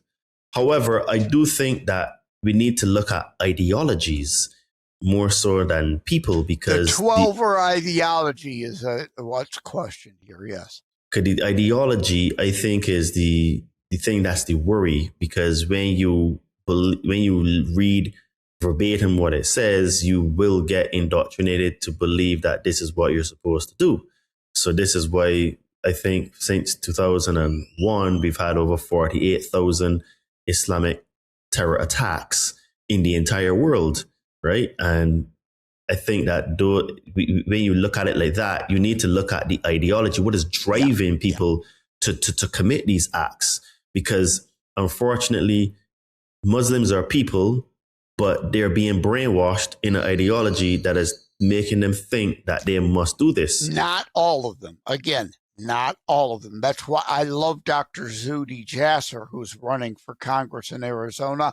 had him on my show. You can look that up in the catalog, my discussion with him.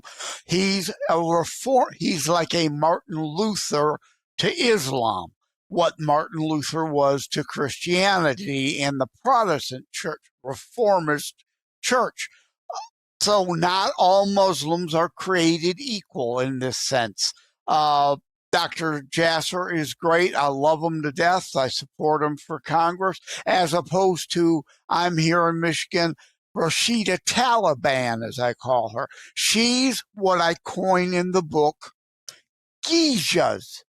That ideology, the Shiite subcult 12er mentality, where they, like in Tokyo, the 𝘊𝘰𝘮𝘠𝘰𝘰 Christian doomsday cult, felt it was their duty to perform acts of evil on the planet, and the Bible nor the Quran necessarily instructs that in order to reign in Jesus' return, or in the case of the Shiite 12er subsect cult, to reign in the Mahdi's return. They believe nuclear Armageddon and genocide of all Jews will hasten the return.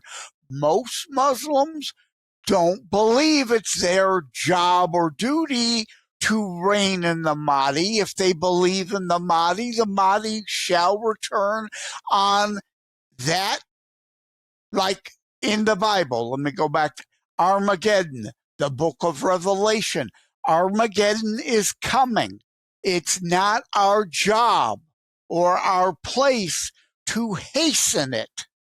In fact, if you believe the Bible, and as you said, the love over the hate, it's our job to try to forestall it as long as possible. While I do agree with you that not all Muslims are like that, there is a doctrinal problem with Islam. And Islam, if you actually read Islamic books, if you actually read Islamic books, over 60% of all texts are rape, murder, pillage, and driving people of their lands. Over 60%.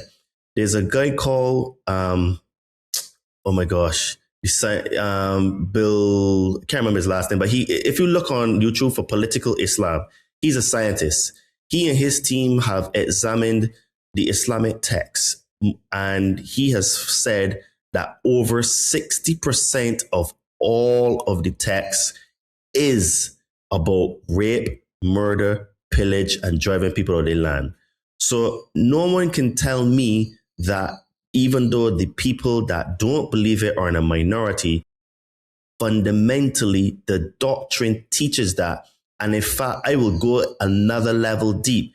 Islam is not a religion. It is a political ideology masquerading as a religion. It is a communism-esque type religion, fascistic and dictatorial. So people, and Islam itself actually describes itself as a deen. It is not a religion. It is neither Abrahamic either. There's zero basis for that religion. In fact, I will go another level deep. It is all fake, because at least with Christianity, Christians can say that their places existed because of archaeology. In fact, Saudi Arabia, which is supposed to be the place of the birth of Islam, has zero, let me repeat that, zero archaeological finds that proves its historicity. It is fake, made up, and is all negative energy. It is a barbaric movement that rapes, murders, pillages, and contributed zero to the world. All of the supposed Islamic golden age was stolen from the Western countries. Yeah, in a way, so, no, I push back vehemently on anyone that will support anything with Islam, because I've read the books and I've got loads of receipts to prove it. I cannot dispute, nor will I want to, the point about the 60% of the text. But it's also why I support a Dr. Zuhdi Jasser, who is reform-minded, and others like him, who want to salvage the supposed religion of peace away from all that doctrinal horror and terror and bad, and I will dare to call it evil. Now, let me unpeel the onion, you late. Now, first I gotta say, I wrote down Allah. Allah is an Aramaic word. Allah is the Aramaic word for God. Jesus himself may have used the word Allah. So Allahu Akbar, as a statement in itself, God is great, I have no problem with. It is those who want to apply it in a political, doctrinal terror fashion that is the problem. I coined the word 𝘠𝘰𝘮 in Terror Strike for this political. Let me back up even further. There are some who say, and the theory is there, that Muhammad invented the religion out of whole cloth. It is a Me Too religion, right? Allah as an Abrahamic the people of the book are spoken to. That's why more reform-minded Muslims say it's anti-Muslim to be anti-Semitic, because supposedly Islam is a branch of the Abrahamic religions. It talks of the Torah, the people of the book, us. It talks of Jesus as a prophet, just not the Messiah. So there are all those things that have a problem coexisting. Is that a fair way to put it? But 𝘠𝘰𝘮, yes, there are lots of contradictions in the book. A lot. Yes. The problem with Islam is that if you actually take time and read it and you understand Islam. So basically, not to go too much on a tangent here, but Muhammad started his ministry from 610 and died in 632. The first 12 years of his ministry, he converted just over 100 people. And those were called the Medinan years, right? That was when he was peaceful. So in fact, the Quran is written back to front. So the Medinan period is in the back of the Quran and the Meccan period is in the front. And this is why you have the more peaceful verses in the back of the book and the more violent verses in the front. The problem and the with that, reformers want to focus on the religion of peace part. You're exactly right. And again, some contend Muhammad wanted a religion for Arabs and created Islam out of whole cloth as a supposed fake visitation of angels to create Islam, but he himself, like Ron L. Hubbard and Scientology, just created a religion for Arabs to have as their own because he felt Arabs were excluded from tyrannic or Christian. So he wanted the next step, supposedly. Again, now we can agree, we can disagree. That's a theory. I don't want to argue any of that. I'm just presenting it as valid criticism, valid theory, and back a Dr. Zuhdi Jasser to please save your religion from the 𝘠𝘰𝘮s, that global Islamic jihadist interim army soldiers, the ones who focus on the death, the destruction, the kill all infidels part of it. So there are separate pieces. There are some who want to be peaceful and some who focus on that other part. Again, I don't want to lump them all into one thing.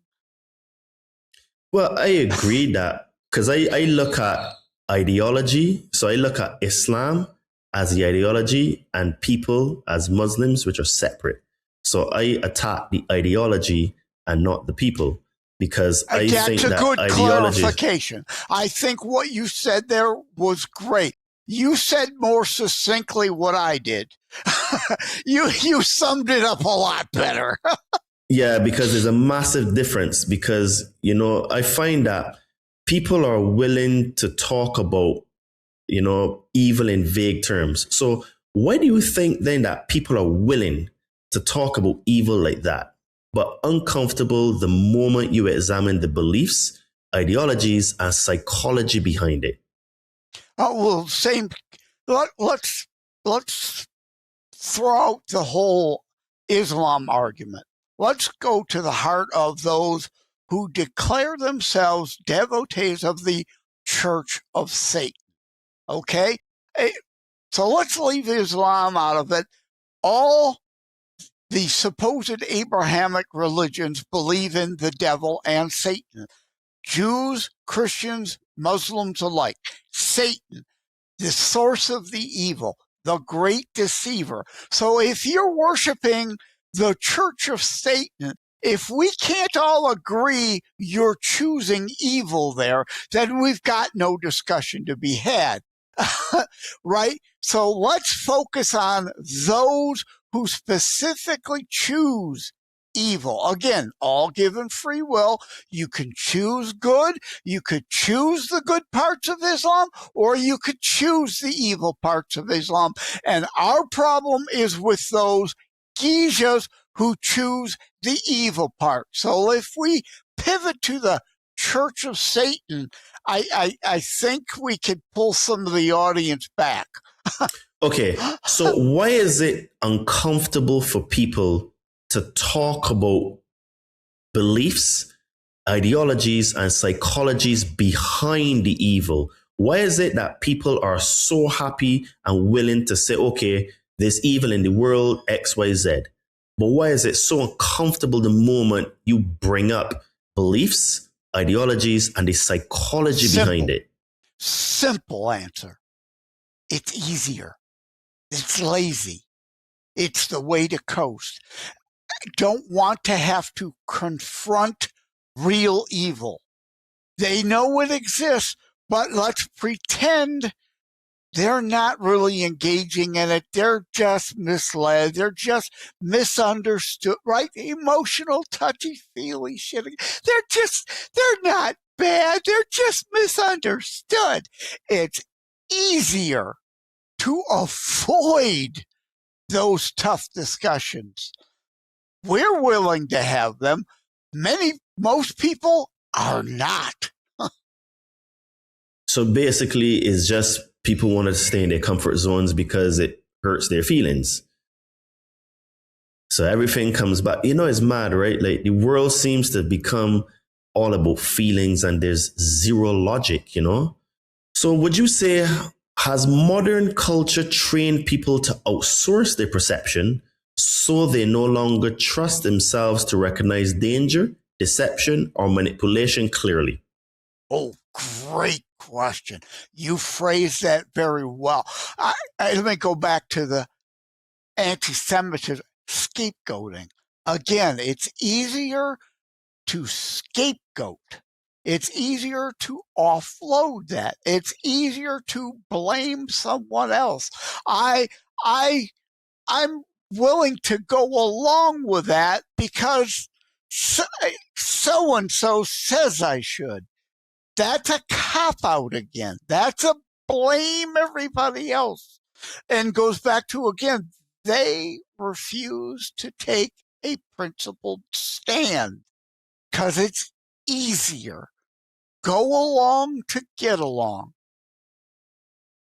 So it's just about people pleasing, you know what I mean? Like, I think Gad Saad, he calls it, oh my gosh, I was listening to him recently, basically psychosis to the point, psychotic empathy or something like that.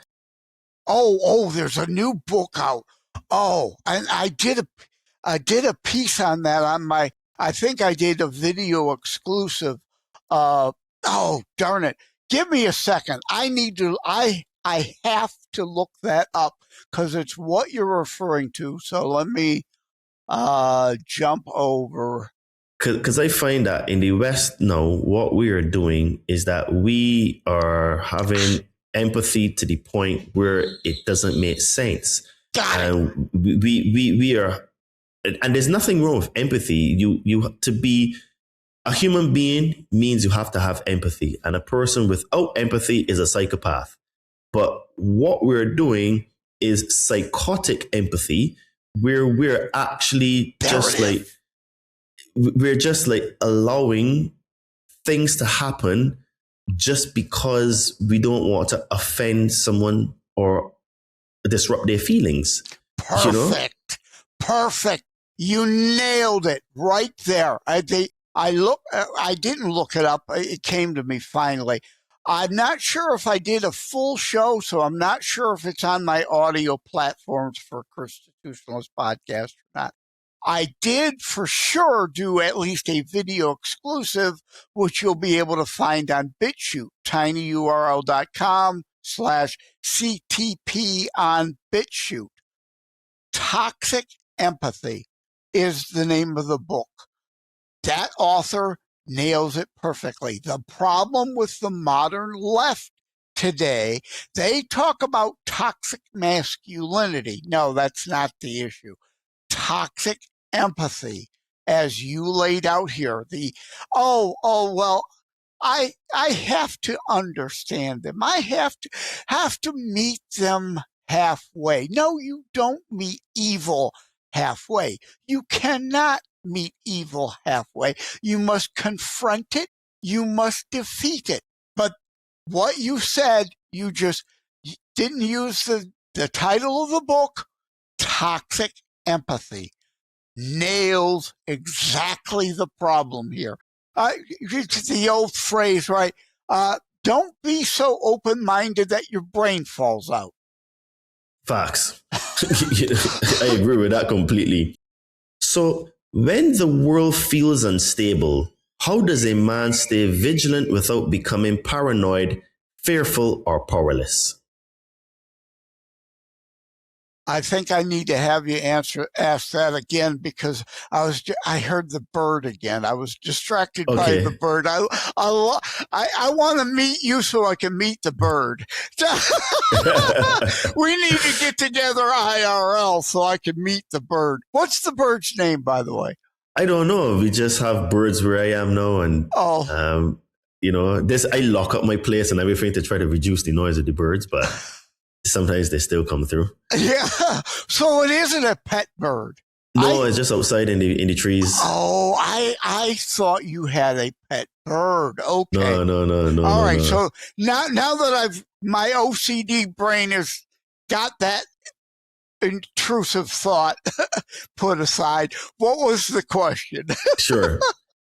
When the world feels unstable, how does a man stay vigilant without becoming paranoid, fearful, or powerless? Oh, well, I'm going to just pluck the word paranoid out of there. Because that's another thing I say about terror strikes coming soon to a city near you. I'm not trying to sell fear porn. I don't want you paranoid. This is part of the problem. People have gone to the point of paranoia. That's why your question is great. We need to be aware. We need to be awake. We need to be alert. We have to understand bad things happen to good people at times. So don't be paranoid, but you must, and I have a piece at Before It's News, fight, flight, or fade. There's another option. Our nature is fight or flight. Both of those can be dangerous. I use as an example the Ariana Grande incident at Madison Square Garden a few years ago. There was an incident in the arena. If you're not prepared to fight, if you don't have the tools or the training to fight, that's not your best option. Others got hurt, some killed in flight. Panic, paranoid, emotional panic. You can't do that either. If an exit is there that you can escape out quickly and safely, good, fine. But fade may be the best option. Hide behind the seat. No, the seat is not going to help you from an AK-47 bullet.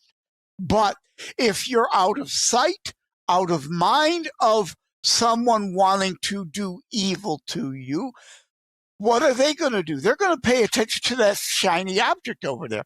Those people who panicked, those people who are fleeing, they are together in a herd. I could shoot a lot of those morons. They make the target. You hide behind the seat. You're not a target. But back to paranoia. Don't be paranoid. You have to go back to the mirror moment.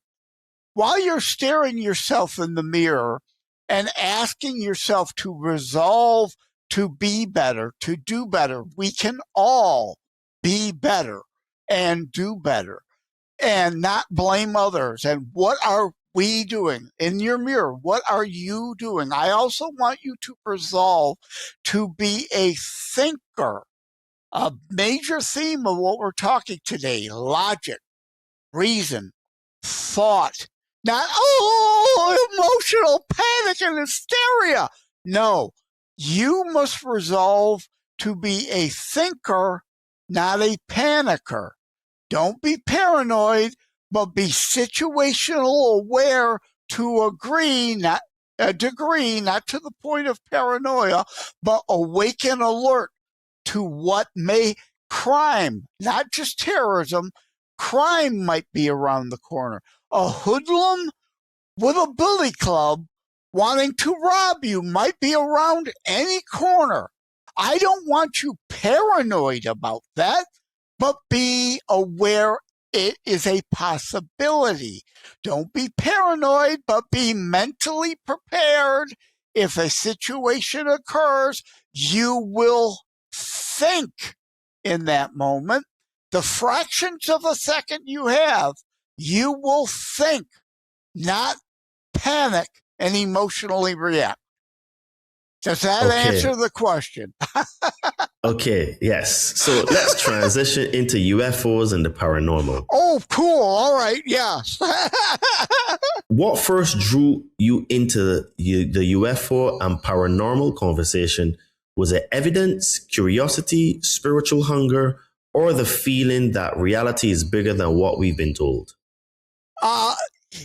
It goes back to what I said earlier, and I'm frantically looking for my, I don't have a physical book.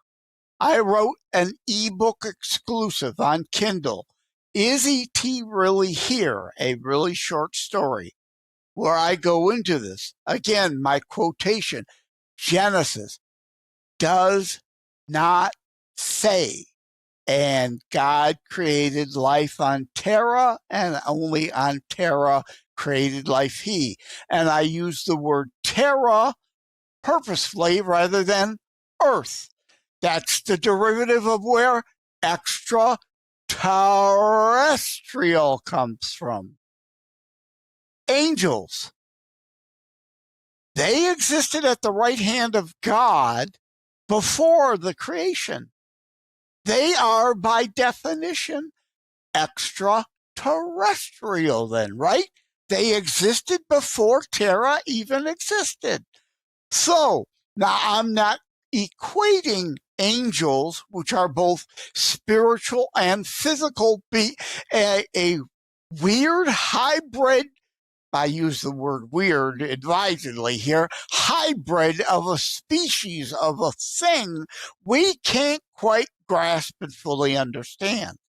But it doesn't mean I'm not equating angels to little green men from Mars or Thor from Asgard in the Stargate series or the reptilians from wherever they might be from.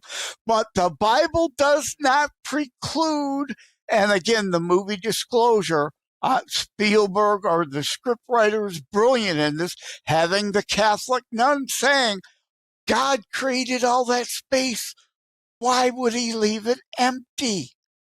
Life can be out there.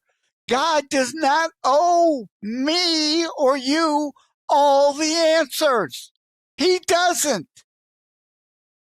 So, do you think our fascination with UFOs and the paranormal is really a deeper hunger to reconnect with mystery, meaning, and transcendence? A little of that. I think that that's true. For sake of argument, let's just say Genesis did say life was created on earth and that's it. There's nothing else. Nowhere. And I invented the term interdimensional. Extraterrestrial is often thought of interstellar life, but there's also the concept and potential scientifically, we believe, through Einstein and Rosenberg, the Rosen Bridge, thought interdimensional travel planes. So there's interstellar, there's interdimensional, and I invented the term to go with those for time travelers, interdimensional. That makes more sense to me. It fits with the other two. So could UFOs be interdimensional rather than interstellar? Yes. Could they be, as some theorize, that grays are really humans evolved hundreds of thousands or maybe a million years, and they're interdimensional beings visiting us in the here and now? They're not really another being. They're us in the future. All of this is a possibility. Is it a probability? I don't know. Again, God doesn't owe me all the answers. Doesn't. Now, why do so many people swing between blind belief and instant dismissal when faced with the unexplained?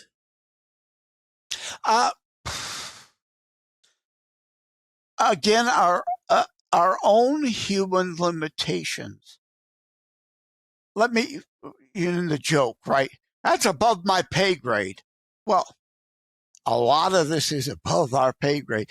We can't understand what God knows and understands. We're not meant to. We may think of us as an evolved, advanced species, but compared to God, forget it. If you expect to be able to understand all God understands, not going to happen. So, again, it's easier and lazy that if I can't grasp it, it just can't be. Yeah, I think that, we just have to accept there's some things that we don't know that we don't know. And we have to be open and honest about that, because there are a lot of things that we can't explain now or understand simply because of the lack of consciousness that we have. And I think that we're going to see some really magnificent things in the future. I'm one of these people that I think that we're going to see wormholes into the sky. We're going to see the sky opening up. Stargate is my favorite TV series ever. I love that concept. Again, the Einstein-Rosenberg bridge concept in theory. Wormholes can exist. Black hole, where is it? It's going somewhere. All that it's sucking in is coming out somewhere else. The other end of that bridge, the wormhole, if we only understand it in theory, but others might actually understand it in practice. Just because we don't understand the physics of it yet doesn't mean it's not true. It's like Hail Mary Project. I was just on with Rick Walker last night, Maverick News out of Ontario, Canada. Did a review of Hail Mary Project. Love that movie because another alien meets up with Grace, the human, to study why this sun isn't being eaten by these bacteria or whatever that are eating up all the other suns. So to save our planet and that other alien to save its planet, lined up at the same place to study the sun that somehow isn't being consumed. The whatever effect is there, the amoeba, the bacteria, the virus, the cells, the whatever you want to call them, are there. They're present. They're eating on that sun, some, but they're not destroying it. So we meet up there to figure out to save our sun and therefore our solar systems. Great movie, raises lots of issues beyond extraterrestrial life out there and whatnot. But great movie. I give it an A+. Everybody should see it. Lots of questions brought up in there, not just a sci-fi thriller. And I did it to myself again. I went off on a tangent, forgot the doggone question again. So why do so many people swing between blind belief and instant dismissal when faced with the unexplained? Well, again, the simple answer to that is, again, it's just easy. If I can't grasp it, it doesn't exist. It can't be. That's the easy answer.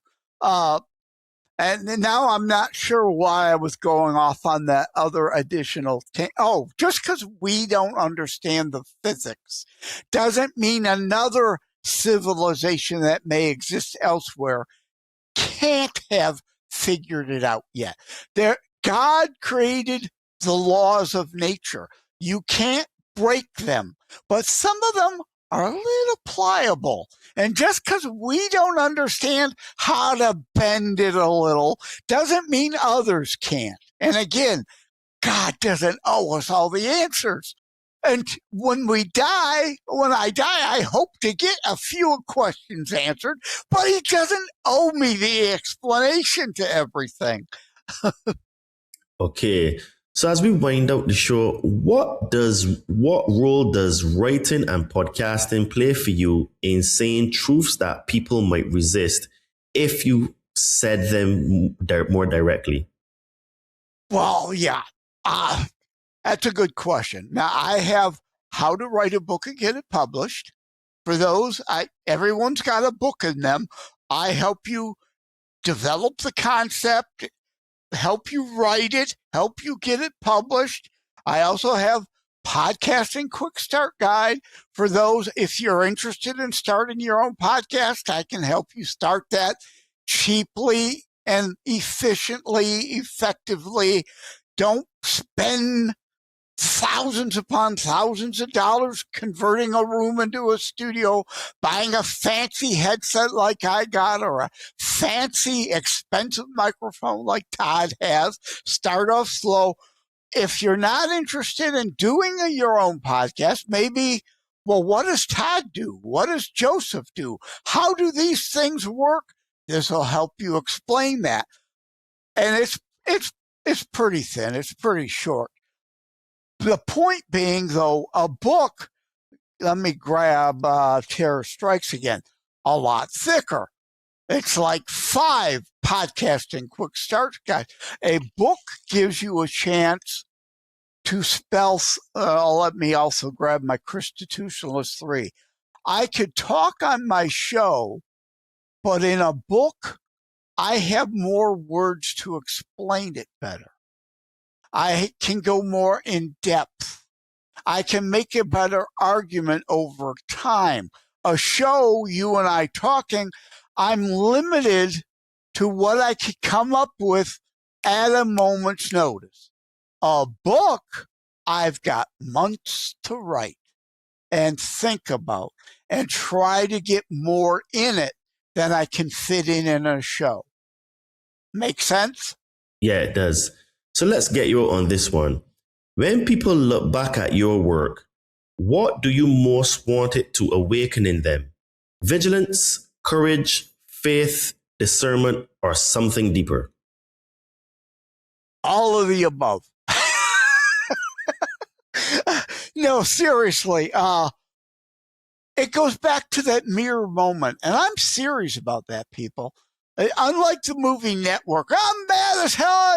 Nobody's going to their window and yelling that out the window. But I don't want you to just figuratively do this. I want you to literally go to your bathroom, look yourself in the eye in the mirror, wag your finger at yourself, and self-reflect and be honest with yourself.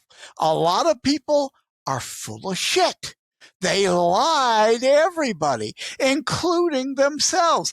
Now's the time to look in the mirror and finally, maybe for the first time in your damn life, be honest with yourself to be honest with others. How about we start there? That's what I want. And all those other things, yeah, eventually. Absolutely. I couldn't agree with that more because, like I said in the show, I find that most people today... I think we're twin sons of different mothers. Because, seriously, you know, I see it all the time in dealing with people where basically I would say we just project onto other people our insecurities, our fears, traumas. And because of those insecurities, fears, and traumas that we project onto people, we attract more of that in our lives. And this is why we have repeat cycles, repeat patterns in our lives. And like you rightly said, you know, you need to look at yourself in the mirror. And honestly, I have had to do that literally to myself many, many times to ask myself, who am I? What am I? Where do I come from? What do I want to achieve? On all of those very tough questions. But I think that the majority of people in the world today don't want to do that introspection. They will because not it's just do too it. hard. It's just too hard. They've tuned out. They don't care. They don't want to hear it. They don't want to hear they could be the source of their own problems. They don't want to hear it. And I did my joke, twin sons of different mothers, full credit where credit is due. That's an album from Dan Fogelberg and Tim Weisberg, who recorded an album together. They called it Twin Sons of Different Mothers. So I wanted to give that credit where that credit was due. But you're right. No, they've long tuned out. They don't want to hear it. They refuse to hear they could be the source of some of their own problems. Oh, no. Gotta be the Jews' fault. Yeah, for sure. For sure. You know, it's... Joseph, this has been a very, very interesting conversation. And please tell the lovely people at the Conscious Man 7 where they can find you. You know, you talked a lot about your books, but I know you have more books, any projects that are coming up, anything you want to plug, and all of that great kind of stuff. Yeah. Well, before I go to the end, let me go back to the top. Did I succeed in figuratively knocking you into unconsciousness? I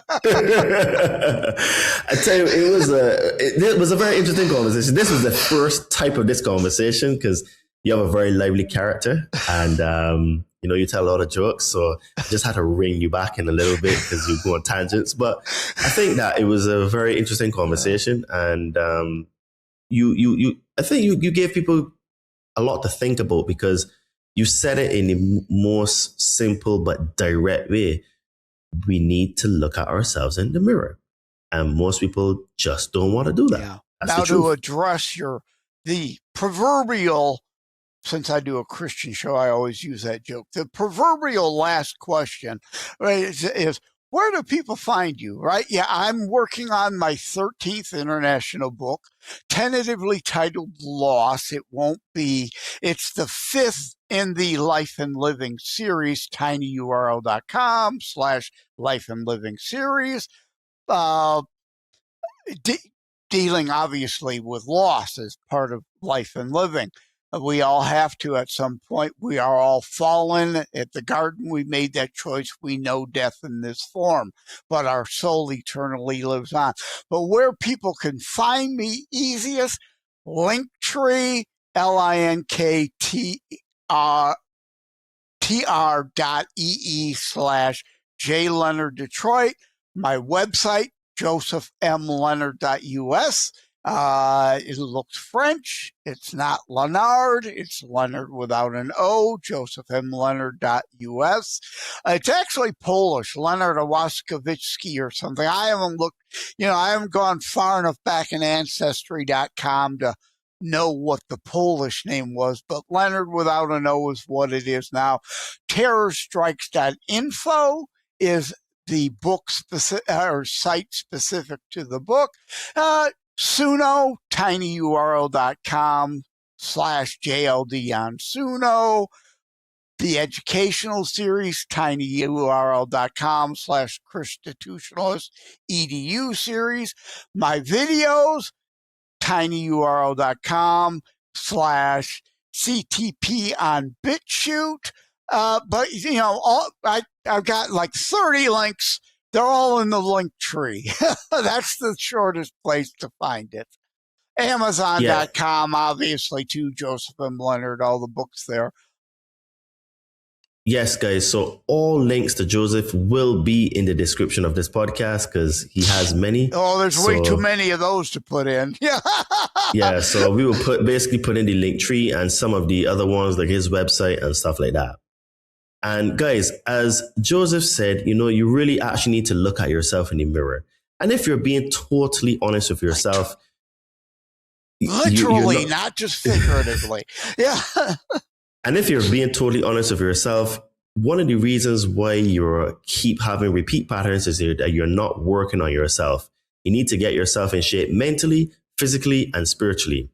So I help spiritually inclined people burn fat and build muscle. So if you want 2026 to be your year, you need to start with your body. You need to start with getting yourself into shape.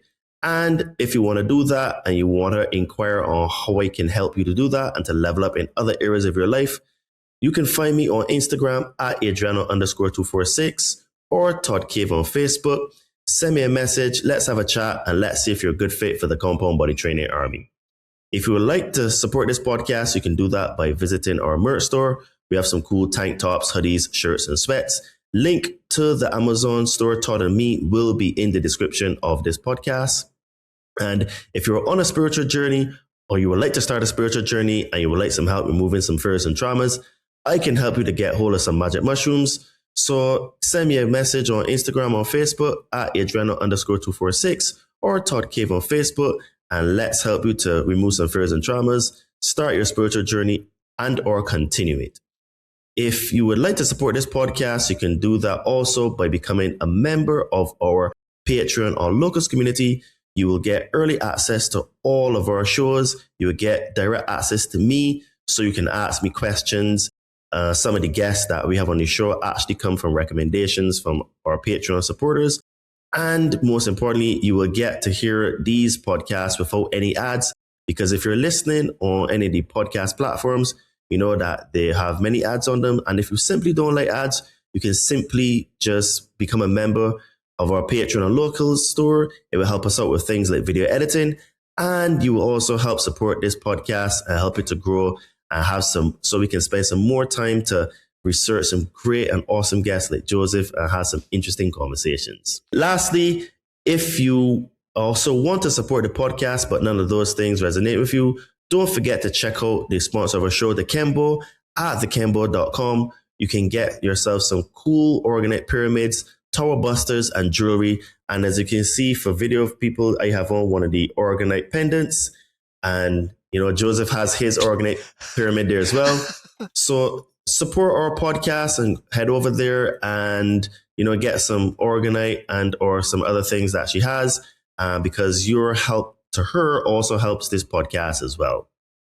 Guys, if this episode challenged you, don't just consume it. Do something with it. Subscribe to the Conscious Man 7 podcast. Share this with one person who is ready to think more deeply, and leave a comment with the part of this conversation that disrupted your assumptions the most. Because discernment is not built by comfort. It is built by confrontation. Joseph, many thanks for being a guest on the show today. And you mentioned some guests are recommended. I'm willing to bet people probably said, that guy, don't have him back on again about me, right? If you're being honest. But you did anyway, and I thank you. And the last thing is you mentioned gear. Yeah. Constitutionalist gear, tinyurl.com/CTP gear. All right. Awesome. All the links to Joseph, like I said, will be in the description of this podcast. So this was an interesting podcast. It was a different one than what we normally have. But as we know, guys, we talk to everyone. Even if we don't agree fully with everything, but we have open and honest conversations because we try to, have different perspectives on some of the very major topics in the world.